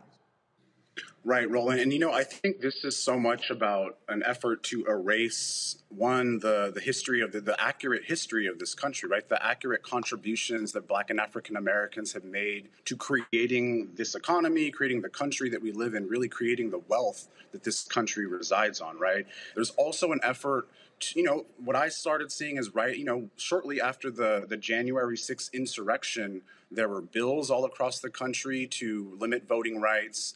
There was then these efforts to erase what was happening in social and current events and history, right? And so this is another current effort to erase the history of this country, and we're living in it right now, right? And again, so what we're seeing across the country with book bans, with attacks on LGBTQ students, with these efforts to suggest that CRT is this boogeyman being taught in our schools. My team just did a national research survey looking at the 3 biggest curriculum companies in this country, and we scored those on whether or not their curriculum was culturally responsive. What we saw from each of these 3 companies, who again, most of the kids in traditional public schools are probably receiving some version of curriculum from these companies, was that each of them scored culturally destructive, right? And so this narrative that we have this woke education rampant across our country, I wish we did, right? I really wish we had teachers and schools that had the capacity to really give students an accurate telling of history. But unfortunately,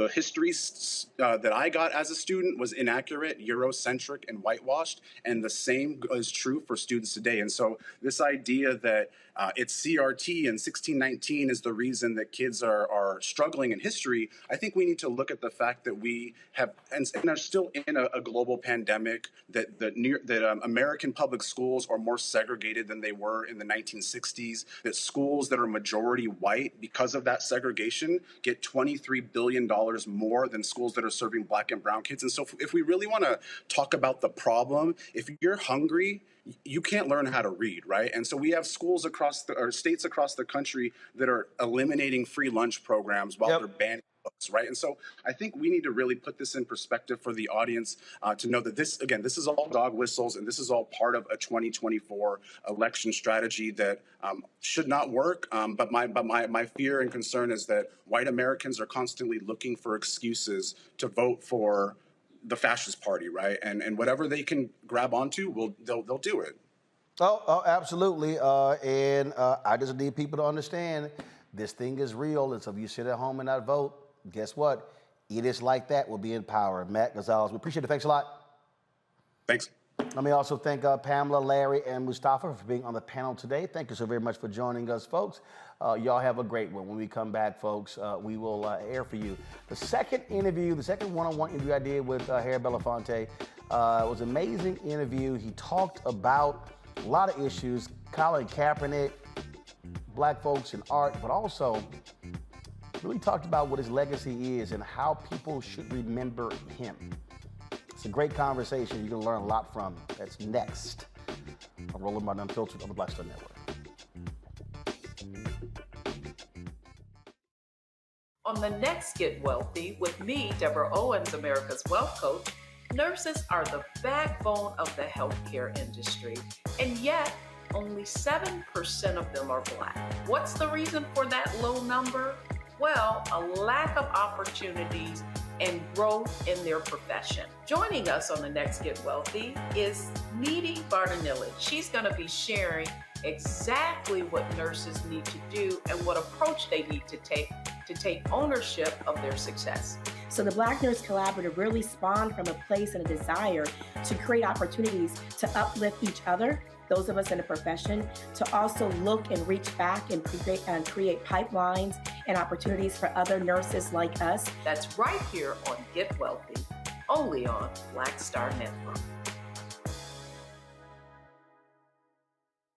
Up next on The Frequency with me, Dee Barnes, our special guest, Alicia Garza, one of the founders of the Black Lives Matter movement. We're going to discuss her new book, The Purpose of Power, How We Come Together When We Fall Apart. We live in a world where we have to navigate, when we say something, people look at us funny, but when a man says the same thing less skillfully than we did, right? Right. Everybody flocks towards what they said, even though it was your idea. Right here on The Frequency on the Black Star Network.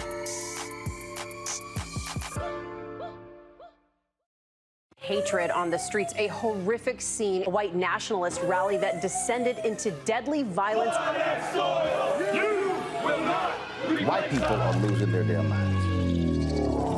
As an angry pro-Trump mob storms the U.S. Capitol, we've seen shooting. We're about to see the rise of what I call white minority resistance.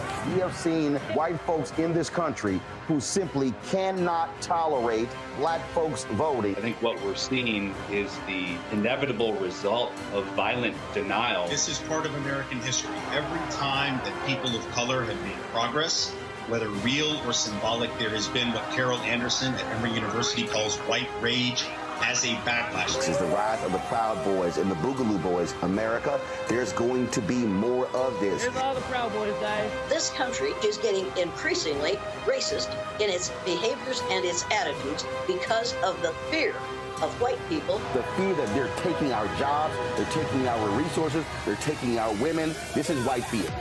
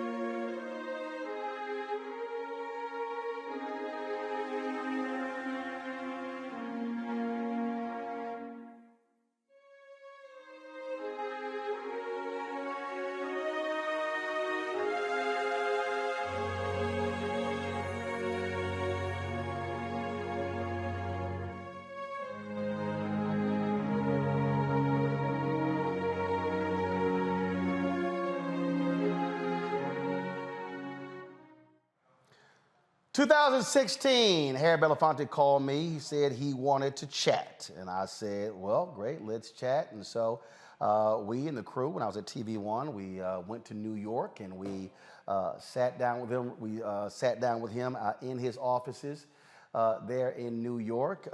We had a fantastic conversation. One of the things that happened when it was over, he and I were talking, and he said that he almost did not come. He said he had recently had pneumonia, and one of the things he said to me was, he said, hey, this is likely going to be my last extensive sit-down interview, and that's one of the reasons why he made it. Carmen Perez, who of course works with The Gathering, she was there. We started the interview off with both of them.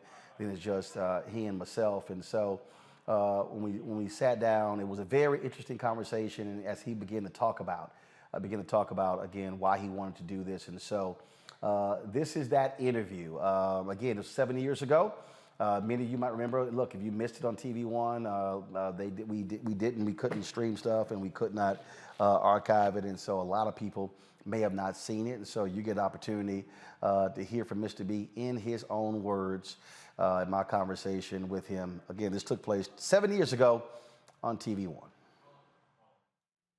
wish I knew, because I tell you, most of my life I owe myself and having a great sense of where we're going and the obstacles we're going to face, and that there are a lot of people I can make alliances with that will make a difference. And here I am now at this time in my life, well into my life, where I have come daily to understand that I don't really know what it's all about. When I look at Dr. King, when I look at Nelson Mandela, when I look at Eleanor Roosevelt, the first person who led me into a deeper understanding of the universal political world, because when she was a representative at the United Nations, and she was working on the Universal Declaration on Human Rights, that treaty that much of the world uses as its target for governance of new states coming into the world community. She introduced me to a lot of Africans I would never have met, young men and women who were in rebellious mood, who were challenging the colonial system. They came to the United Nations as observers. She had a wonderful relationship with them, talking about the future. And that insight led me into a world of activism. And then Dr. King and Nelson Mandela and others in the world who just made a difference. And here I now sit at the gate of my 90th year in life, looking at the map, looking at the journey. And first of all, I can't believe that 90 years has come and gone.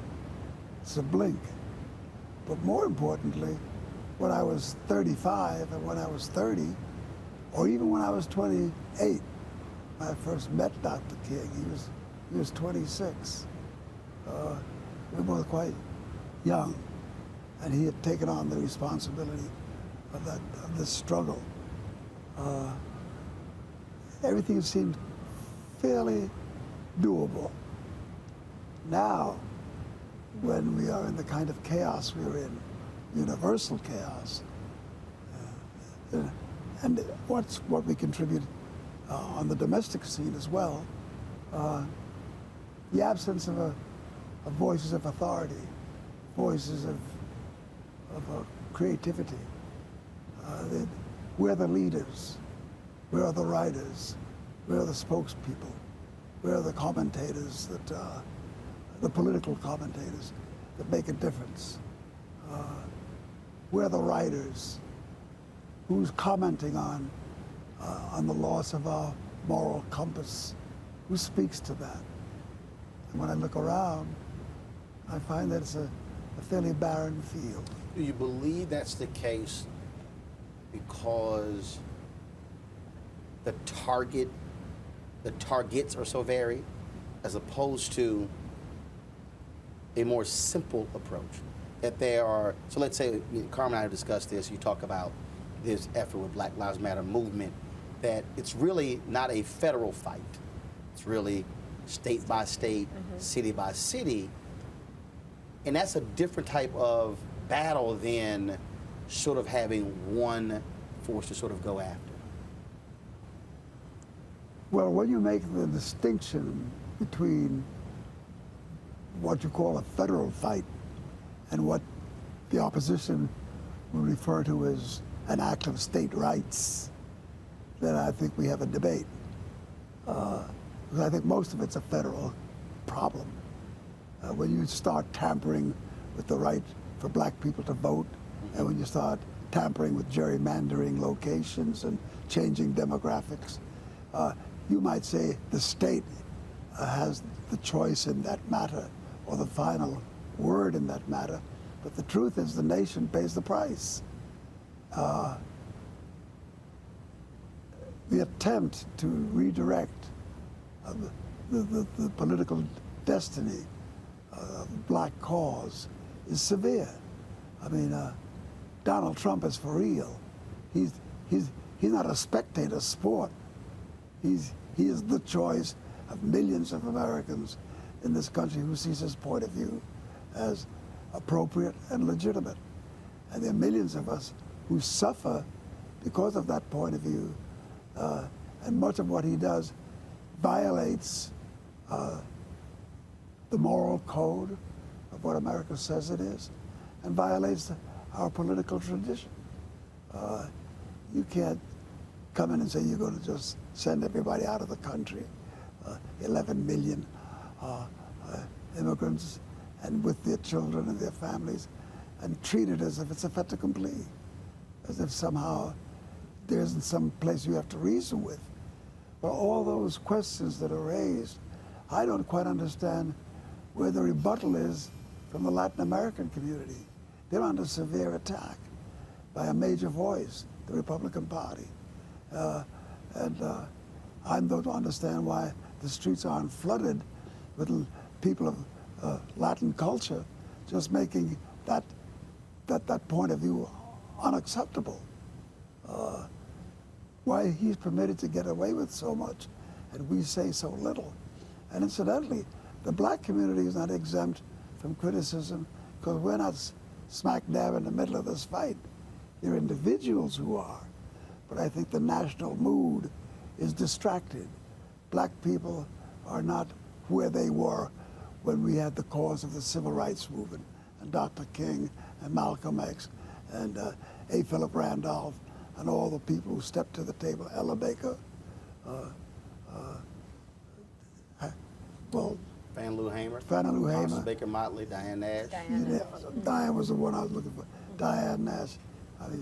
When I first met her, she was 17 years old with child, and she led the bus boycott.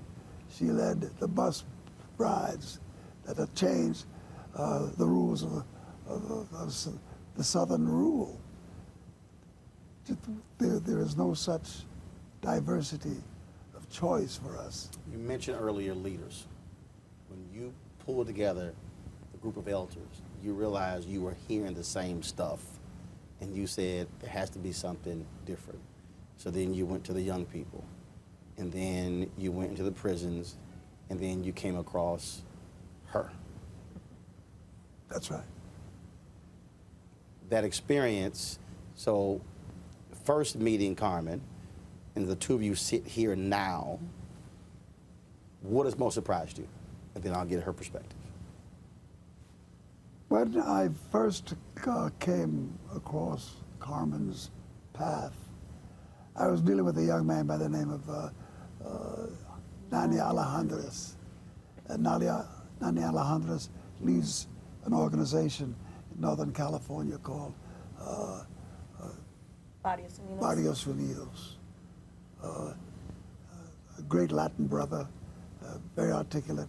And I was introduced to him through a member of the Crips out of Los Angeles by the name of Bo Taylor. So Bo and Nani were working with the problem facing blacks and browns. In the context of meeting the staff and the people who were on that campaign with Nani, I was introduced to Carmen. And I watched her work with young men who were dealing with the severity of life, who were dealing with the extremes. A lot of them were ex-cons. Many of them are still in prison.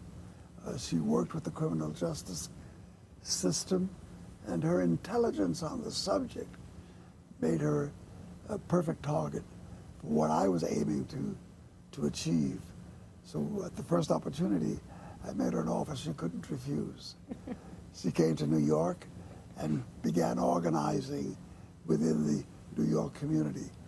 I targeted New York because the largeness of the population, especially the black and Latino population, between the Bronx and Brooklyn and Queens and Staten Island, all the boroughs, there's so many gangs and so many groups. And when she came to town, her job was to bring all these groups together in a campaign that has since stuck with us as a name called The Gathering. Because she would say, and we would talk about doing certain things, she would say, well, we have to have a gathering. We have to bring the folks together and let's discuss this. Well, The Gathering yielded great rewards. Out of that, she created an organization called the Justice League. And these groups come together to find a common agenda, common purpose, and support one another in dealing with the issues of the day, particularly criminal justice, which is her expertise. And since she's been in town, a lot's happened, an awful lot, out of Justice League and out of The Gathering and what she's gathered. We now have a group that I'm working with called Sankofa. And Sankofa is a name that comes from West African mythology.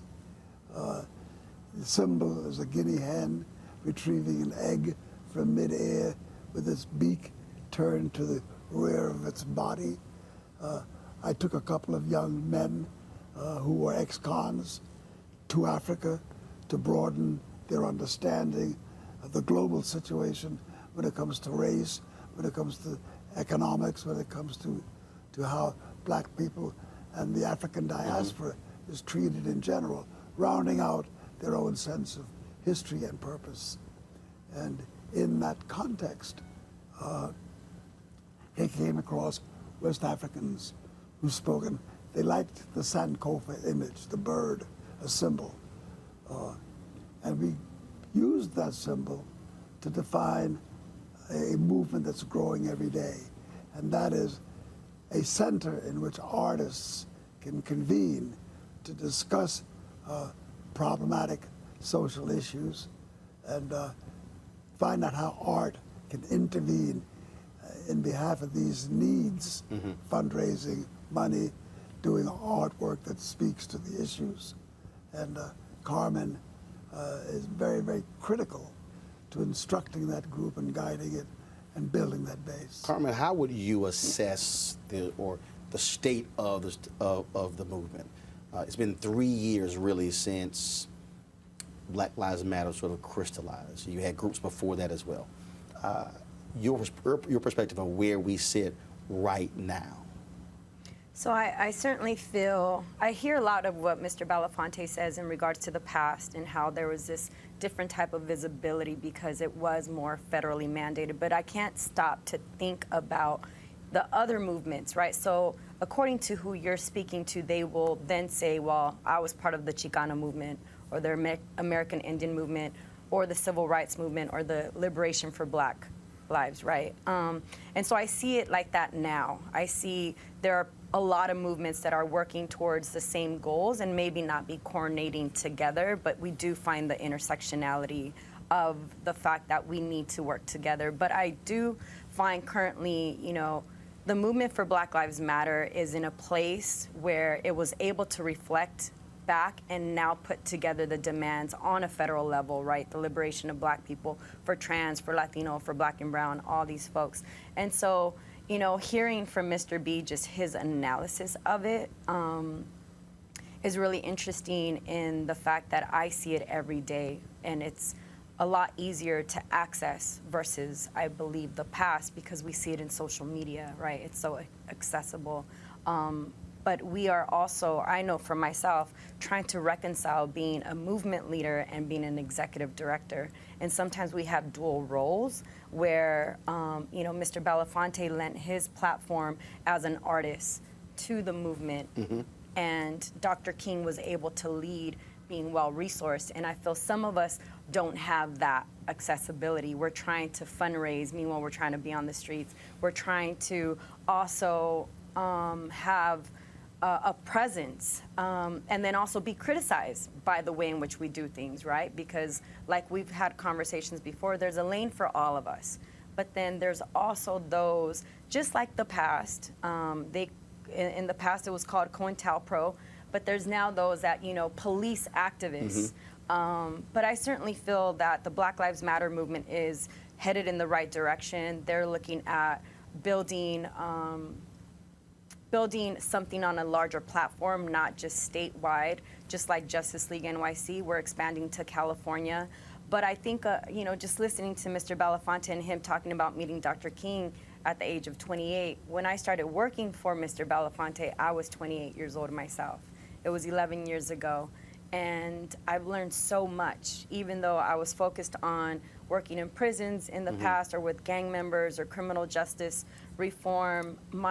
My understanding of what movement building was just broadened by understanding the foundation of Kingian nonviolence and understanding that that's what we're going to use as an ideology as we navigated across the country in different communities. And so before I got to New York City, I was in California, but I was organizing nationally, and we were digging deep in communities, grounding them in nonviolence, but also providing organizing and strategy and raising their campaign to a larger platform that then became the Gathering for Justice agenda. Do you believe, both of you, that when you talk about how do you make change, that the organizational infrastructure is there? Because you talked about this struggle between being an organizer / activist versus being executive director. One of the criticisms I've heard from many quarters is that, is the movement properly organized? Is it functioning properly? There are individuals who are lone wolves, if you will. They're not tied to any particular group. They have a tremendous following. There are others, they have organizations, but they're not large. Because the reality is, what makes a movement successful is that as people come in and out, as folks voluntarily leave or choose to stay, as some people pass away and other folks come in, the organization is still there to keep the work going. Is that a huge concern? Well, I will just, I think that's what makes us unique, right?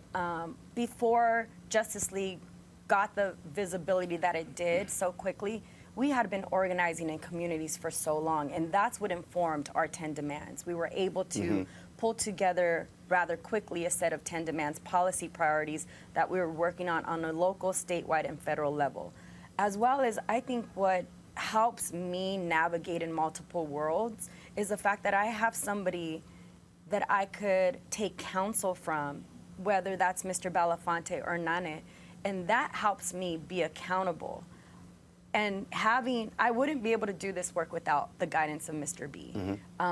We sit for hours, and I will say, Mr. Belafonte, there's some things that I don't understand when it comes to divisiveness, and then he'll say something so profound like, those that are working towards the liberation of our people are only subject to friendship and support. Those that are being divisive are playing the enemy's game. He pulls us out of our ego. He provides a historical perspective of what's happened in the past and how it really hasn't changed, although our targets are different, but some of the players are still the same, right? Not necessarily the individual, but some of the characteristics of the players are still the same. And so for me, I will say that the gathering initially started as a movement. For the first 2 years, we were organizing in communities in the Onondaga Nation, in Epps, Alabama, in Santa Cruz. We went to different places, and it started as a movement, but we needed to have it continue, and that's when the organization piece came in. When Carmen and groups began to evidence the willingness to participate in making organizations more alert and more responsible for what was going on nationally, I was forced to take a look at the fact that the topography, the landscape, had seriously changed.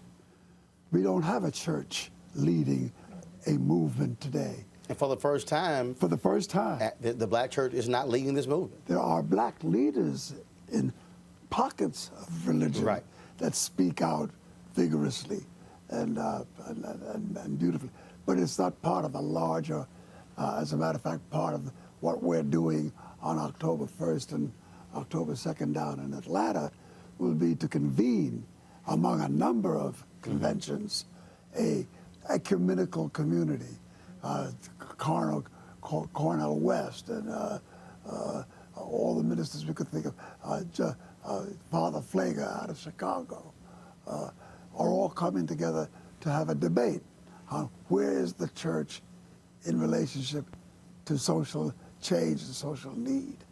Where is that voice of Dr. King from the pulpits of America?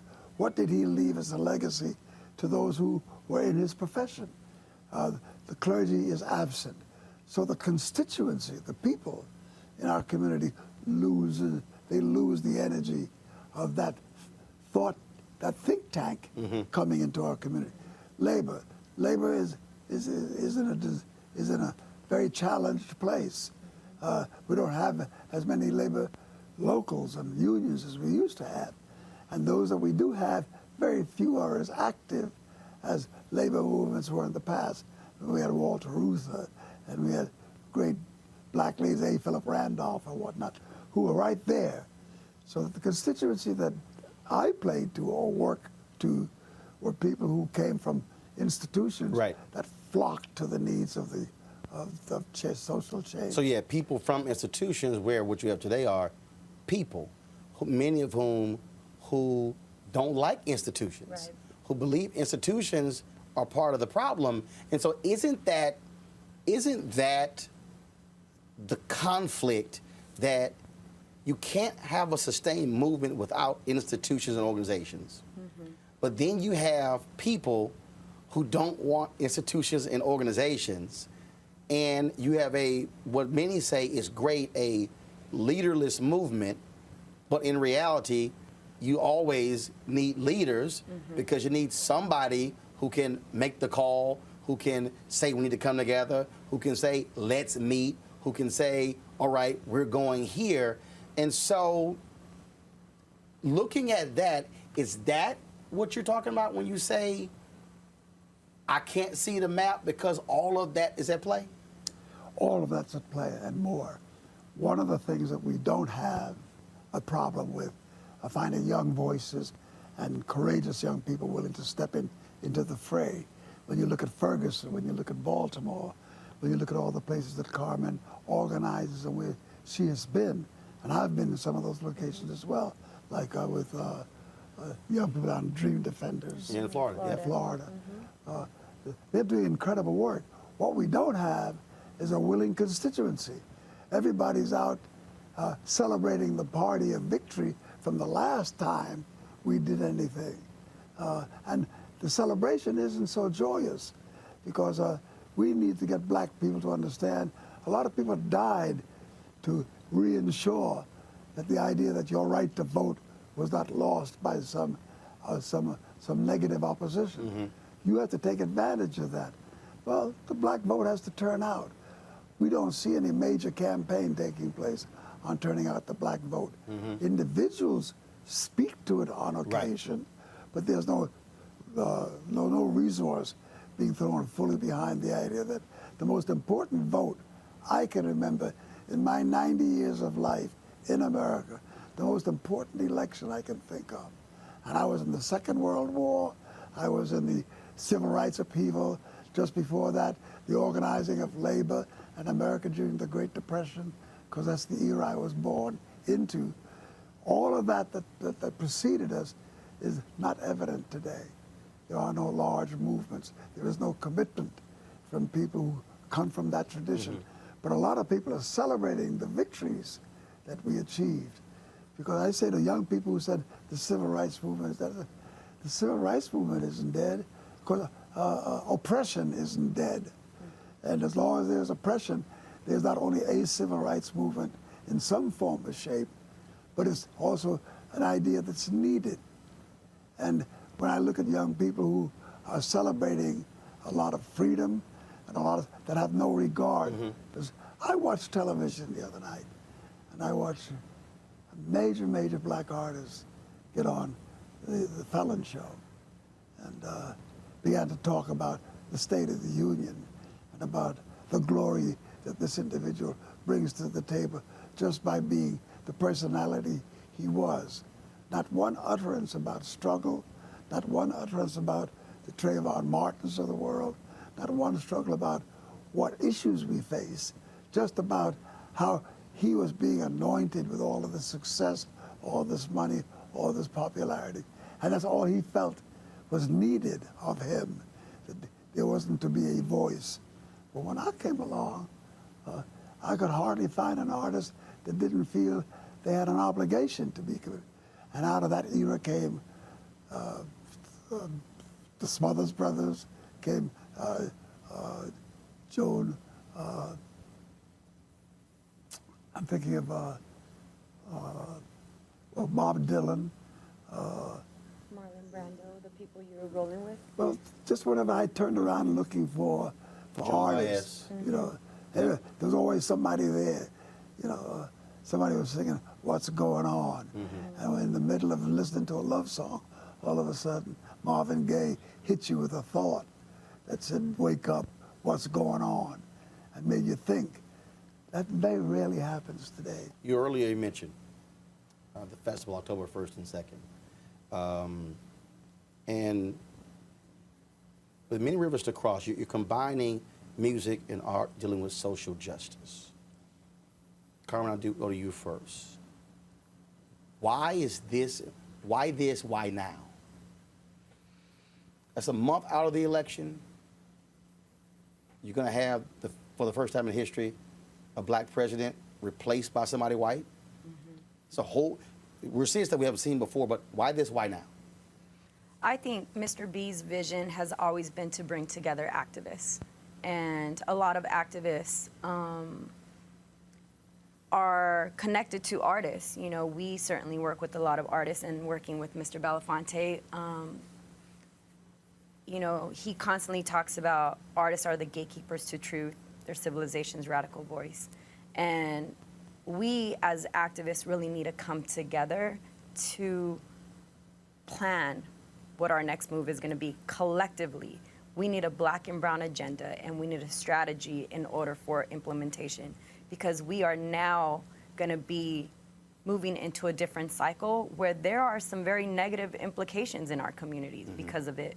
And so I think right now, this has been planned, I think, since Mr. Belafonte has always talked about this. And for me, it's exciting to see that it's now happening, but he's been talking about this concert for the past 3 years, 2 years since Sankofa was created. And so I think it's an opportunity for us to also share a stage with artists, and also build relationship with artists who can use their platform to amplify the work that we're doing on the ground. Carlos, there's also another dimension to this why now, why at this particular moment. Right. Because here and now we've never had issues as clearly and sharply drawn as they are today. We've never had a black president before that had a backlash. We've never had a president that has had the kind of backlash that Barack Obama has had. I mean, race rushed into the room to declare itself alive and present and angry at the idea that there's a black man daring to speak for America in the halls of justice and in the hall of solution globally. White people woke up, most of them were awake, were asleep. Nobody ever dreamed that Barack Obama would become president. And when crackers woke up to see the White House full with a black voice and black issues that could be discussed from a black perspective, it sent them into orbit. But we never had the nation declare itself so openly on the issues of race as it does today, and certainly as articulated through Trump. I mean, the things that Donald Trump says about Latinos, about blacks, about youth, about criminality, about women, all the things. Nobody has ever stepped to the forefront with that agenda as openly declared as he has. And I think that that should have stimulated millions of people to hit the ground running on issues that he has raised, that so many, 13 million people who support him, or at least that's the number that's being bantered around. That's a lot of people. 13 million is as large as the population of some nations in the world. Well, if you got 13 million people declaring their support for this kind of social philosophy, why are the rest of us sitting back? What are we waiting to happen? Why haven't we why hasn't the community? I often say when people ask me about Barack Obama, I said, we talk about the great era of John Kennedy. Well, history created more for John Kennedy than John Kennedy created history. If it hadn't been for the civil rights movement and an awakened community that took to the streets of America and made life impossible under these oppressive conditions, if it hadn't been for the war movement and Vietnam and the peace protests, John Kennedy would have had no history.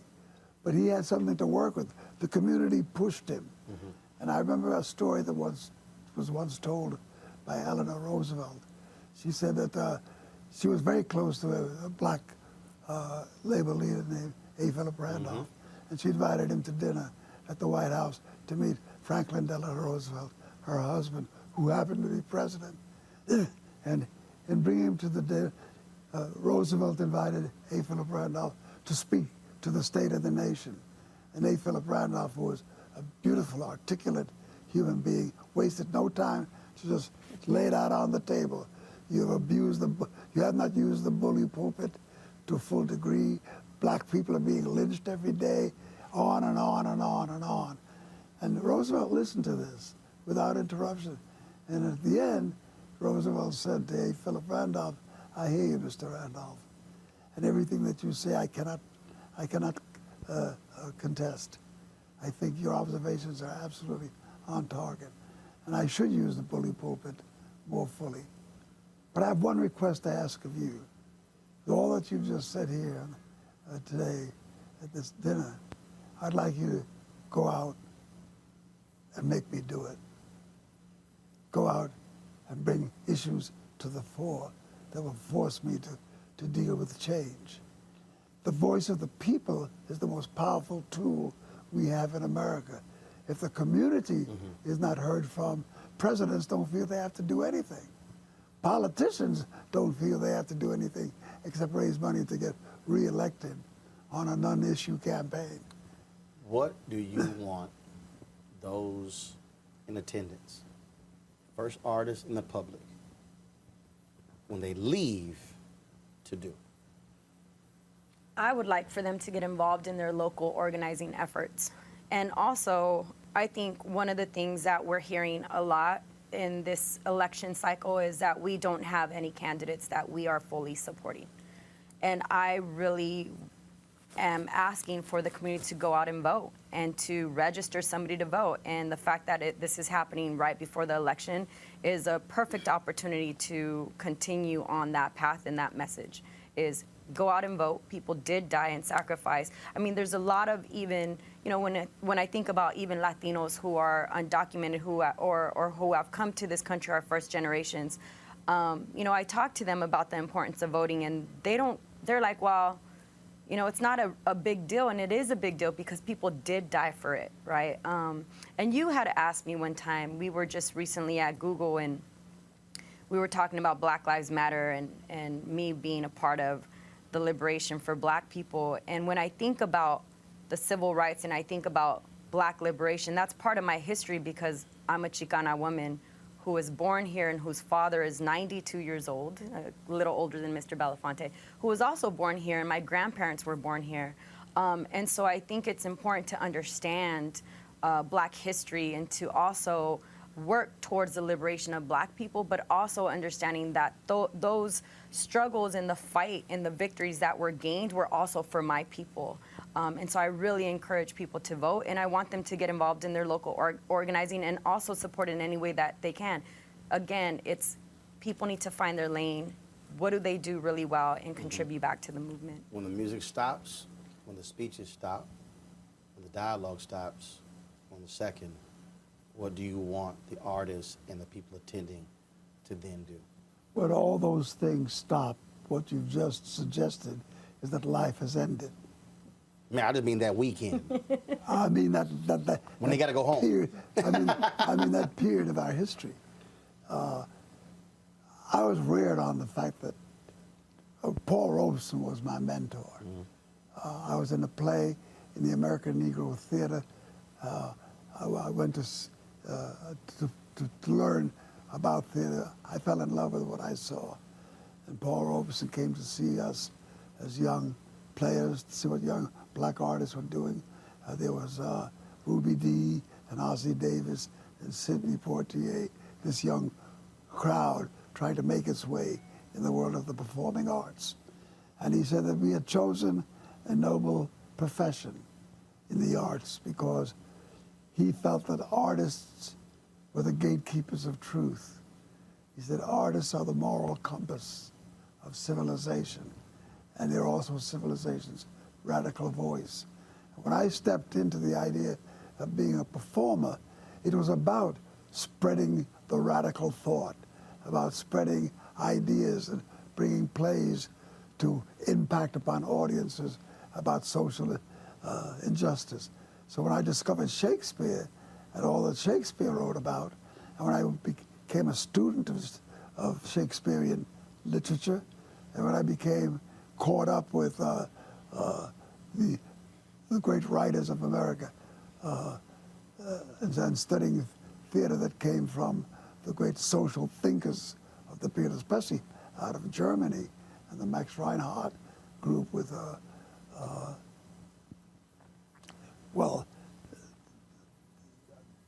Erwin Piscata was the name of the man who led that movement, because in that place of study for the arts was Marlon Brando and Walter Matthau and Rod Steiger, a lot of young men and women who heard the instruction.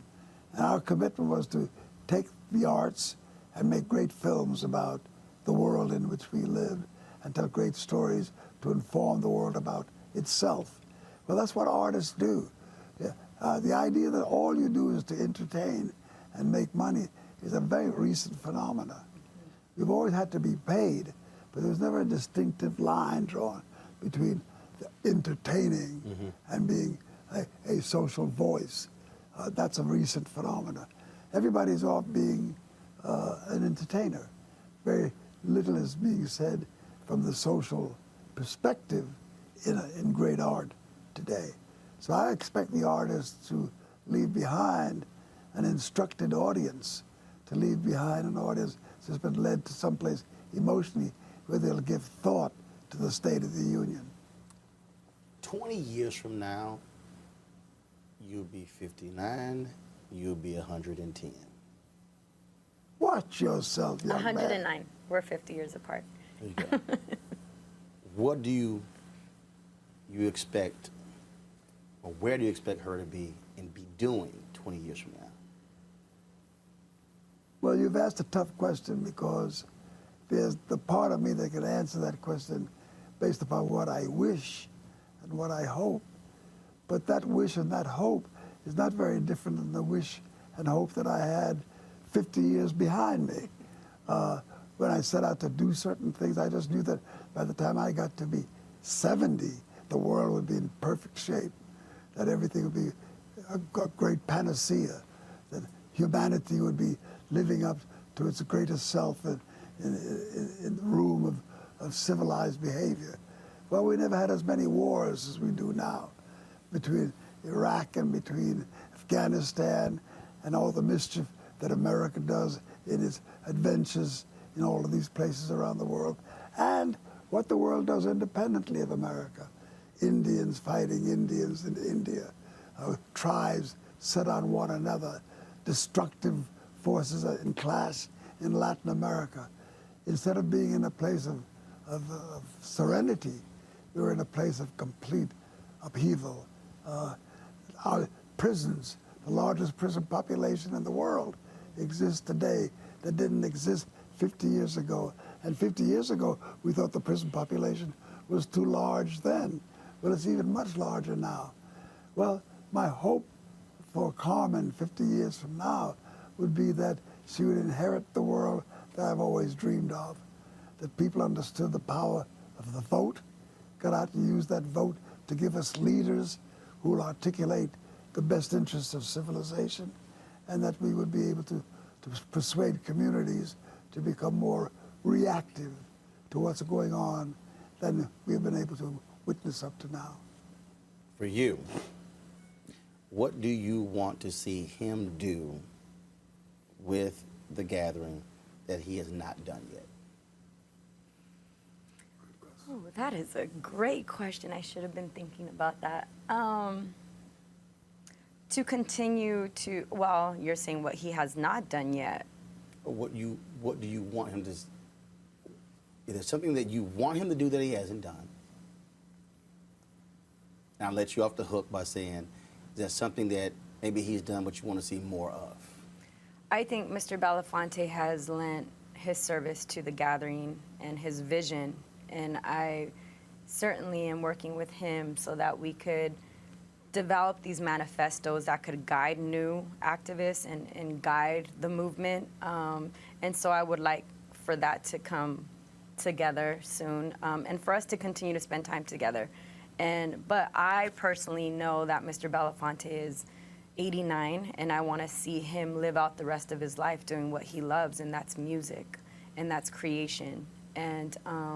But lending a voice to the work that we do within the gathering and the movement, and also his vision and his guidance. And certainly I would love to bring as many young people to listen to him, because everything that he says is so on point, and he drops so many gems, and I sometimes feel I wish I could just pocket everything and like hand it out, because Mr. Belafonte has a lot of depth, and he has a lot of wisdom and so much commitment, and allows us to see things in a very different way. But I personally would like to dismantle the machine that he's always asked us to dismantle in 20 years. And I'm hoping that, you know, he would be proud of, you know, we talk about the monster he created within me, because I also challenge and we navigate different worlds, and obviously you've seen us on the streets, but I would like for him to just to continue on his path and to continue to lend his wisdom and his guidance and his support, because it's a really beautiful relationship. And 11 years ago, I didn't know what I was walking into. I didn't know the depth of this man who sits next to me, and his commitment to social justice. So. By the same token, I have to just say that I didn't know what I was getting into when I invited her to come into our organization, because I just thought, like, wow, what a find. I can have this coming weekend off. I can see my grandchildren, and I can do all the things that people do normally, and take the time off, only to find out that on Thursday, she's already told me what I'll be doing that weekend. And I'm always going to some event or being someplace, and always it's a place that's rewarding because she's on top of the situation. She keeps me informed about what young people in general are saying, and what some of them are saying quite specifically, because she does get arrested. She does go into the scene. She is seen in Ferguson. She is seen in Baltimore. She is seen being pulled away by cops for civil disobedience, all the right reasons. And when that sits at your table It's a little bit different than if you're just invited to dinner. You're in the kitchen cooking the menu. And I think that my time with her has been really quite well spent. I've seen a lot of young people I've never got to meet, and particularly young black women, because a lot of them, what you see in this moment with us is not what it's about. What it's really about is a lot of black women that have gone to Egypt, that have gone to Tunisia, that have met with the Arab Spring, has gotten to know the world at large, has gotten to identify others, and we have this global, the potential global network of people coming together that I would not have seen had it not been for her involvement. So we feed each other. And folks are fat and happy and full.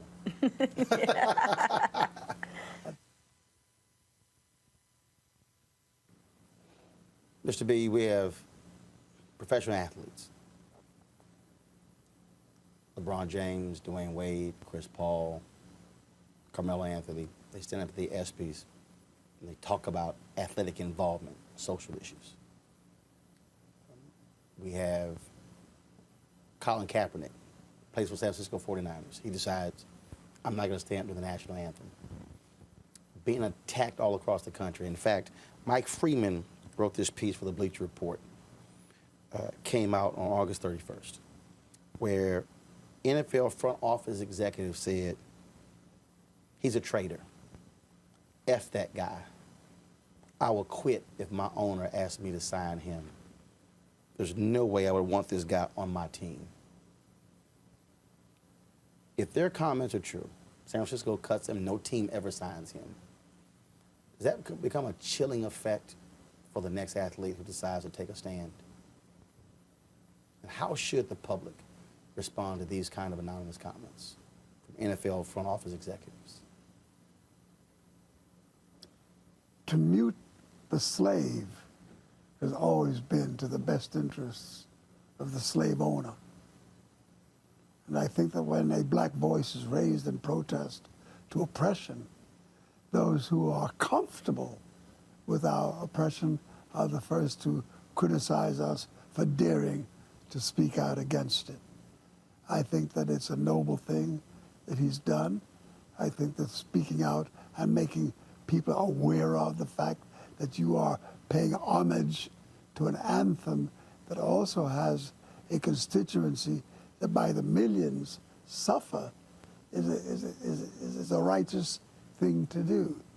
The fact that these people are having these, how dare you speak out against lynching and all of the things that that racism stands for, or the conclusions to racist acts permit, I think is a statement about America. I think he's a noble and a courageous man for having done that. Now, I say this with some history of my own. I was at the height of American success, hit records and movies and being rewarded by millions of people coming in attendance to the audiences that I played around the world. The machinery of oppression was always at work trying to discredit me, make me a communist, make me unpatriotic, et cetera, et cetera, et cetera. And it takes a lot of courage to stand up in the face of that onslaught, that reactive moment, and not bend to the wind. What I would love to see is I would love to see a few hundred other black athletes take that as a symbol. It doesn't affect the game. It doesn't affect the way it's going to be played. It just tells you a lot about what the people on the field are thinking in their every waking moment. So you're saying you would love to see athletes today rally around him, like that group of black athletes, Jim Brown, Bill Russell, and others, when they rallied around Muhammad Ali? Absolutely. Absolutely. And as a matter of fact, the black community, now let me go further than that. The American community, the citizens of this nation are beautifully enhanced by being exposed to the fact that there's this dissatisfaction and that there's something they can do about fixing it. And I think that what he has done not only comes out of a tradition of protest, but I think is one of the most important weapons we have. But he also says this 44 years after Jackie Robinson wrote it. Jackie Robinson wrote, in his own words, in his autobiography, he said, he talked about that first World Series he performed in. And he said, he stood there and they were playing the national anthem and they were singing and the flag is billowing in the wind. And he said, as I write this 20 years later, I cannot stand and sing the anthem. I cannot salute the flag. I know that I am a black man in a white world in 1972, in 1947, at my birth in 1919. I know that I never had it made. Not only was he right in a righteous way, as well as in a historic way, but I think that what Jackie Robinson did encouraged an awful lot of other players that came after him to stand with dignity and to stand with strength in the face of that kind of debate. I'm just sorry to see that more black people who have attained the level of success. I once said to a group of young black artists, I said, never before has America boasted of such a harvest of celebrity as we experience today across the boards. We have more black artists with hit records and in front of show business and on all the charts. We have black athletes up the yin-yang in almost every sport. We have so many where black celebrity is displayed that could make a difference. And yet never has there been such an absence of black celebrity voice in relationship to the problems that black people face today in a severe way. I am amazed at the fact that with Trayvon Martin and any number of people who have been murdered and who have been shot down and who are the victims of a certain kind of unrepentant racist behavior, that black people haven't flooded the streets in a greater act of protest to all of this that's going on. A. Philip Randolph once said, if you are comfortable with my oppression, then you are my oppressor. That says a whole lot right there.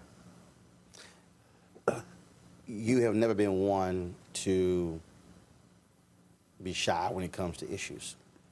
You recently gave an interview with regards to the controversy that was surrounding Nate Parker and the birth of a nation. And then a lot of people are saying, oh, he said the wrong thing, or he shouldn't have said it that way, he should have shown more sympathy. But your position on that, you made it clear that examining a story, what took place 17 years ago is one thing, but this movie and what it represents and the history is another thing. What has it been like for you having to get that level of pushback and criticism, folks saying, I'm just disappointed in Harry Belafonte for his comments about Nate Parker? Well, let me put things within a certain context. I had gone to see the picture because I'd heard that there was a lot quite provocative about the film itself that was worthy of seeing. So I went and I saw the picture, and I was deeply moved, not only by the artistry of the cinema art, because he wrote it, he directed it, and starred in the picture. And he hit a home run in every one of those departments of creative achievement. And I was quite taken with the fact that this young man demonstrated that kind of gift and that kind of power. And the film itself, I thought, was an important film from the point of view of understanding more clearly the history of black people. He is the charge of the crime that he is experiencing, revisited again, took place, I think, 17 years ago. Odd years ago. Why, in those ensuing years, have I never heard this story before or heard this protest? Why until this moment around a film that is worthy of being made, worthy of telling a truth that needs to be heard, that is as powerful as it. Why was this moment picked to single him out as a young man who was unrepentant for an act that he did, which I consider to be most villainous? I don't support the idea that he was once involved in a rape charge. But the fact of the matter is that he did go before the criminal justice system. If the system chose to let him go, then your problem is with the system, not with the victim. And I then say, I listen to him and I say, when I speak to him on the issue, he's most repentant. You've talked to him? Yes, personally. He's sorry that he got into that as a young man, that he did it. It was mindless. He is doing all he can to make sure that nobody follows in his footsteps. He since even taken, he said so again publicly. What is it that we want of him, or what does his detractors want of him? Do they want him to would they have been happy if he had the death penalty? Would they have been happy if he had been put in prison for life? What punishment do they think would satisfy their criticism of him that he has not already paid? And I know what it is in the midst of that kind of declaration, especially when you see the picture itself. When you see the picture itself, there's a moral underpinning to the picture. There's a historic truth to the picture. There's a brilliance to the art itself. Why pick this moment to raise this issue?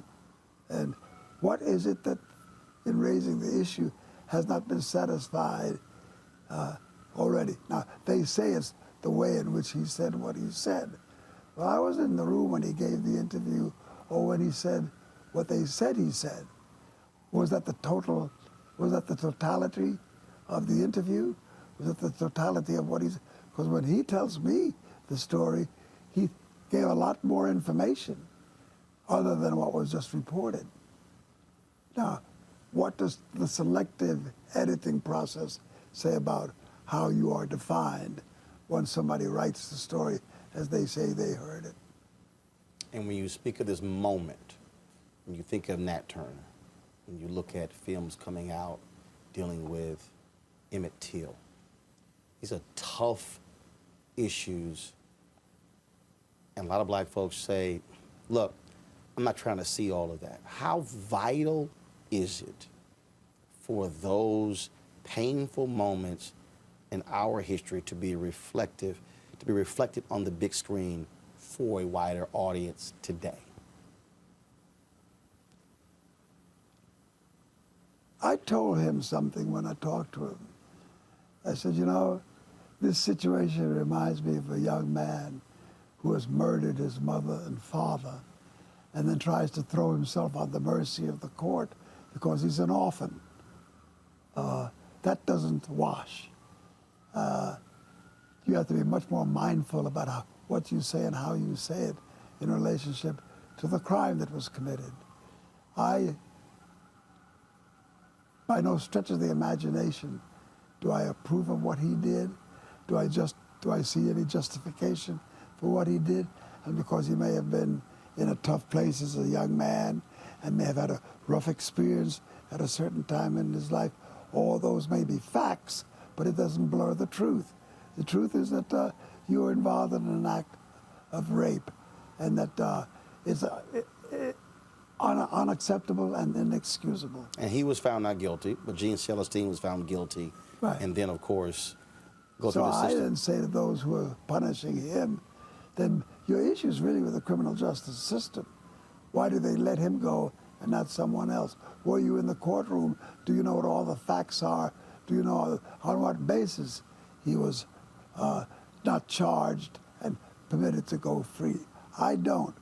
When he speaks of the situation, he speaks of the situation saying, I was involved in something that I should never have done, and I'm sorry that I did it, and I'll spend the rest of my life repenting for it, and doing things and making films and pursuing causes that are more enlightened and does things to better the human condition. Well, what more do you expect of him? What more do you want from him? those who found the act itself, because he was defending himself against a new round of accusations that have come into play when he thought that had been settled 17 odd years ago. But what do they want? What would have the critics have been happy with had they had an opportunity to speak to the cause of justice?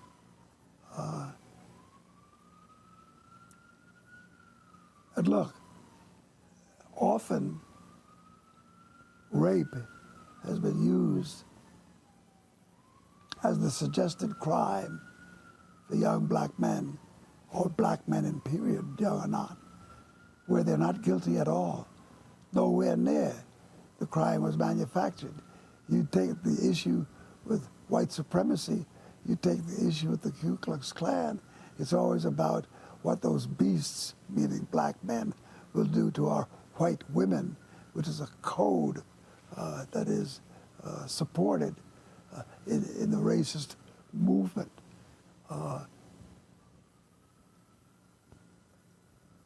As a matter of fact, a part of the American psyche is that on the issue of race, there's always this preoccupation with what black men will do to white women if they are permitted to be free. What an odd equation. If you turn those people loose, if you give them rights, if you let them have the right to vote, to be a full-fledged human being, they will heap disaster on our culture and on our women. But with that in the mix, and that accusation being nurtured all the time, I can see that there are those who benefit from going back to that scenario to critique, because they're not criticizing him. They're really going after the movie. They're going after what he did with this film called Birth of a Nation. It's an important black film. Why at this time around this film does this issue get raised? Is it to blur the power of his art? It is not supportive of the work that he's done. What about who he is today as opposed to who he was 17 years ago? Where's that in the debate? You and I spoke in his office 4 years ago. We were finishing the first term of President Obama. Now we're at the end of his second term. Your assessment of the president's performance, commitment to black America after 8 years of the first black president? I am guilty of, and I'm sure I speak for a number of black Americans who are guilty of, having brought to the table of expectations things we wanted him to do when he was president. And in failing to do so, we've been somewhat critical of his tenure as president. The truth of the matter is that if you measure Barack Obama against every president that has ever been in the White House, he has been as good as most and better than many. Has he used his office to do things in a way that I thought would have been more beneficial to the needs of black people in America? No, I think we fell short. But I don't think he should be punished for something he should have done based upon looking at what he did achieve and what he did do. Now, he uses the fact that Medicare and the health care bill, the Obama bill, was a contribution that he made that affected all people, black or white, that it was a gift, or at least a promise, held forth to all the citizens of this country. In that act alone, he states he has served the needs of black people. But in so doing, he served the needs of all people. Well, I don't know that there shouldn't have been some exceptions made. I do believe that with what black people are facing in terms of the racist platform that Donald Trump, for instance, is evidencing, and others who support him are saying in support of him, we need to hear more from Barack Obama on that subject than we have heard. There's still some time left because he still has a few months left with the presidency. But I think by and large, there is a sense of the lack of fulfillment during the time of his presidency. I've made a point that I believe that a lot of African Americans we have remained at the inauguration parade, waving, just mesmerized by visually seeing a black first family. When the parade was over, everybody else left. And that the reality is, you can on one hand celebrate and revel in the first black president, but he's also the 44th. And going back to the point that A. Philip Randolph made to FDR, you have to make somebody do something. That's right. And in the end of any such debate or discourse and discussion, I often say, while we're pointing the finger at Barack Obama, we have to ask ourselves, why did we let him off the hook? Where was the black voice to be raised up in righteous indignation, pushing him? Why didn't we make him do more than he did? He's not heard from us. If he hasn't heard from us, his assumption is all's well back in the barn. But it's not. And we should have let him know that.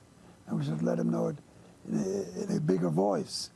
And perhaps his conscience or his appetite for change would have been expressed differently than what he has given us. You were on the cover of Ebony magazine with two young artists, Zendaya, Jesse Williams. And when you reflect on Paul Robeson being your mentor, there was an image that they shot of the three of you handing a baton. Other than those two, who else has grabbed that baton in terms of artists?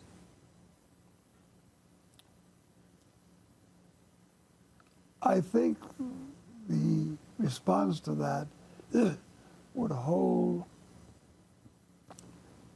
the nation responsible for the fact that it anoints those whom it wants to anoint with success, and it defies those whom it doesn't want to be the victims of the success of speaking out against racial oppression, and especially if you do it as an artist and somebody who gains public favor. I believe that I've met any number of young people who aspire to becoming more visible, and who are really great artists, who are waiting to be heard from, some of whom I've given the platform to. And for instance, on the 2nd of October, I don't know when our dialogue here will air, but if it airs before the 1st and 2nd of October, I think on that issue, you will hear something that is the litmus test for the answer to the question you've just asked. When I spoke with Carmen, and I spoke with a lot of the young people caught in the vice of struggle, they said one of the things that's eluded us are resources, not human resources. We have enough bodies, but we don't have enough voices speaking to the issue, and we don't have enough money to continue to perpetually feed the needs of the movement. Do the work. And I said, well, although I may not have the solution to the big question, I do have an aspect of a solution to the question. And if artists will step to the table, they not only bring a voice to the arena that will shine a spotlight on injustice for those who have chosen not to hear that story, and they also bring the capacity to bring resources to the table, because a lot of these artists can fill many times over stadiums across the length and breadth of this planet. So if you can get the artist to become fully engaged, you not only get a voice, you can articulate a point of view on oppression, but can also bring money.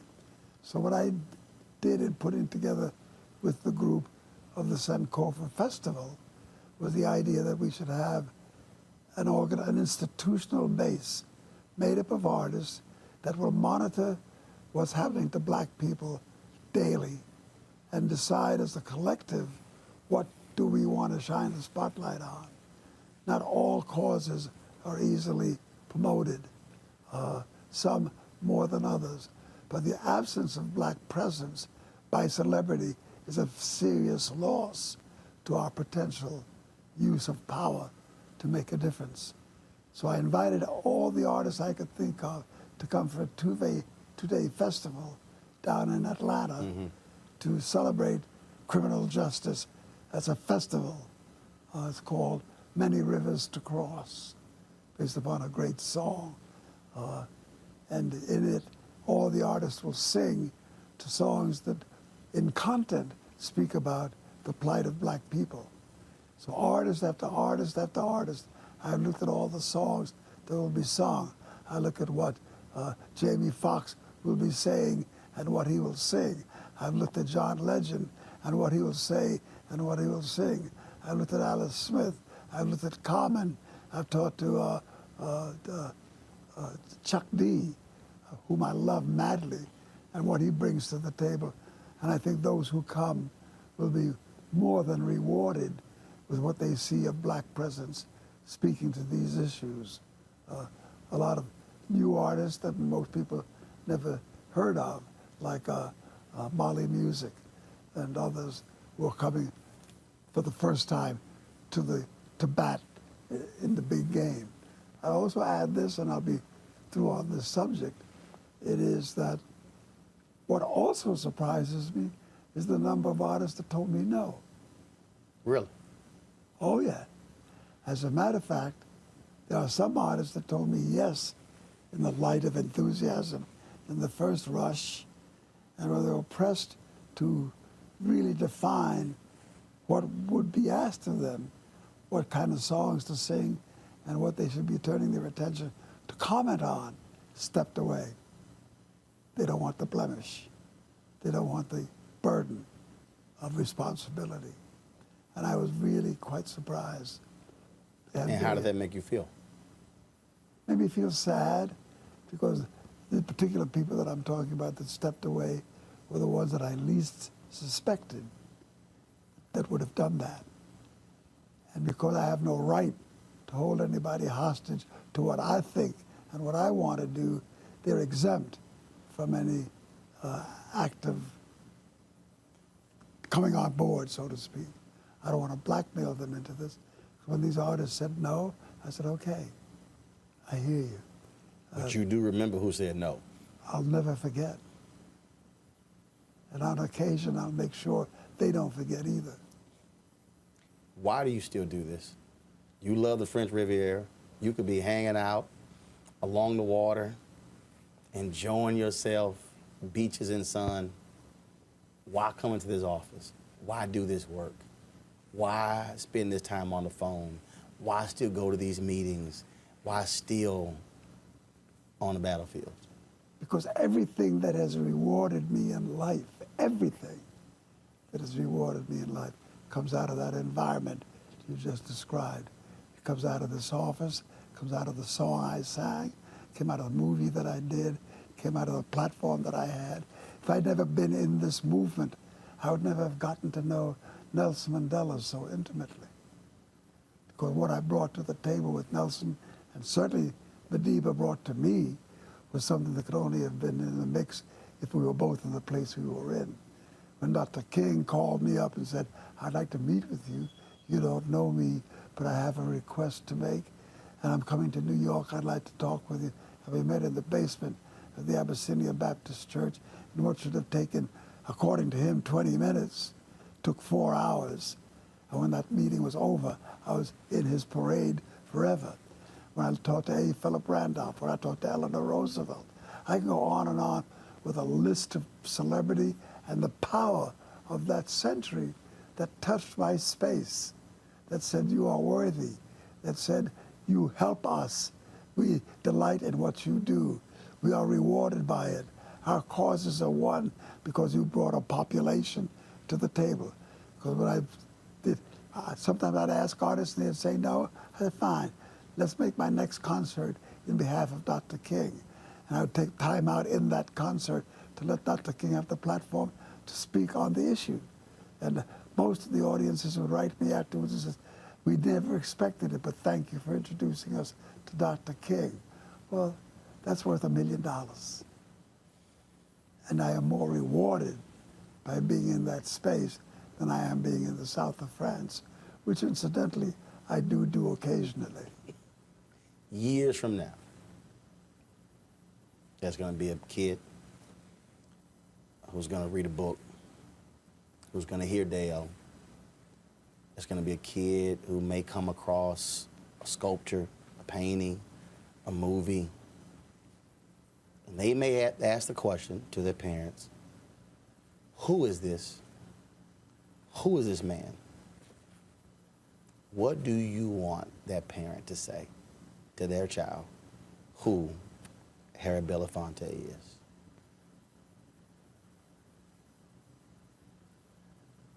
I would say he was a great patriot. And that does not come by glibly. I am motivated to say I'm an American. Jackie Robinson had a problem with singing the anthem, so do I. As a matter of fact, when I'm asked about being an American, a lot of people say, why do you stay if the country's so cruel? I don't stay because Abe Lincoln freed us. I don't stay because George Washington chopped down the cherry tree. I don't stay because Roosevelt gave us Social Security. I stay because I love the way Robeson handled the problem and saw that investing in America was the best thing we could do. First of all, there's no place else to go. Because you say, go back to Africa. Sorry. Let that go back. I got you.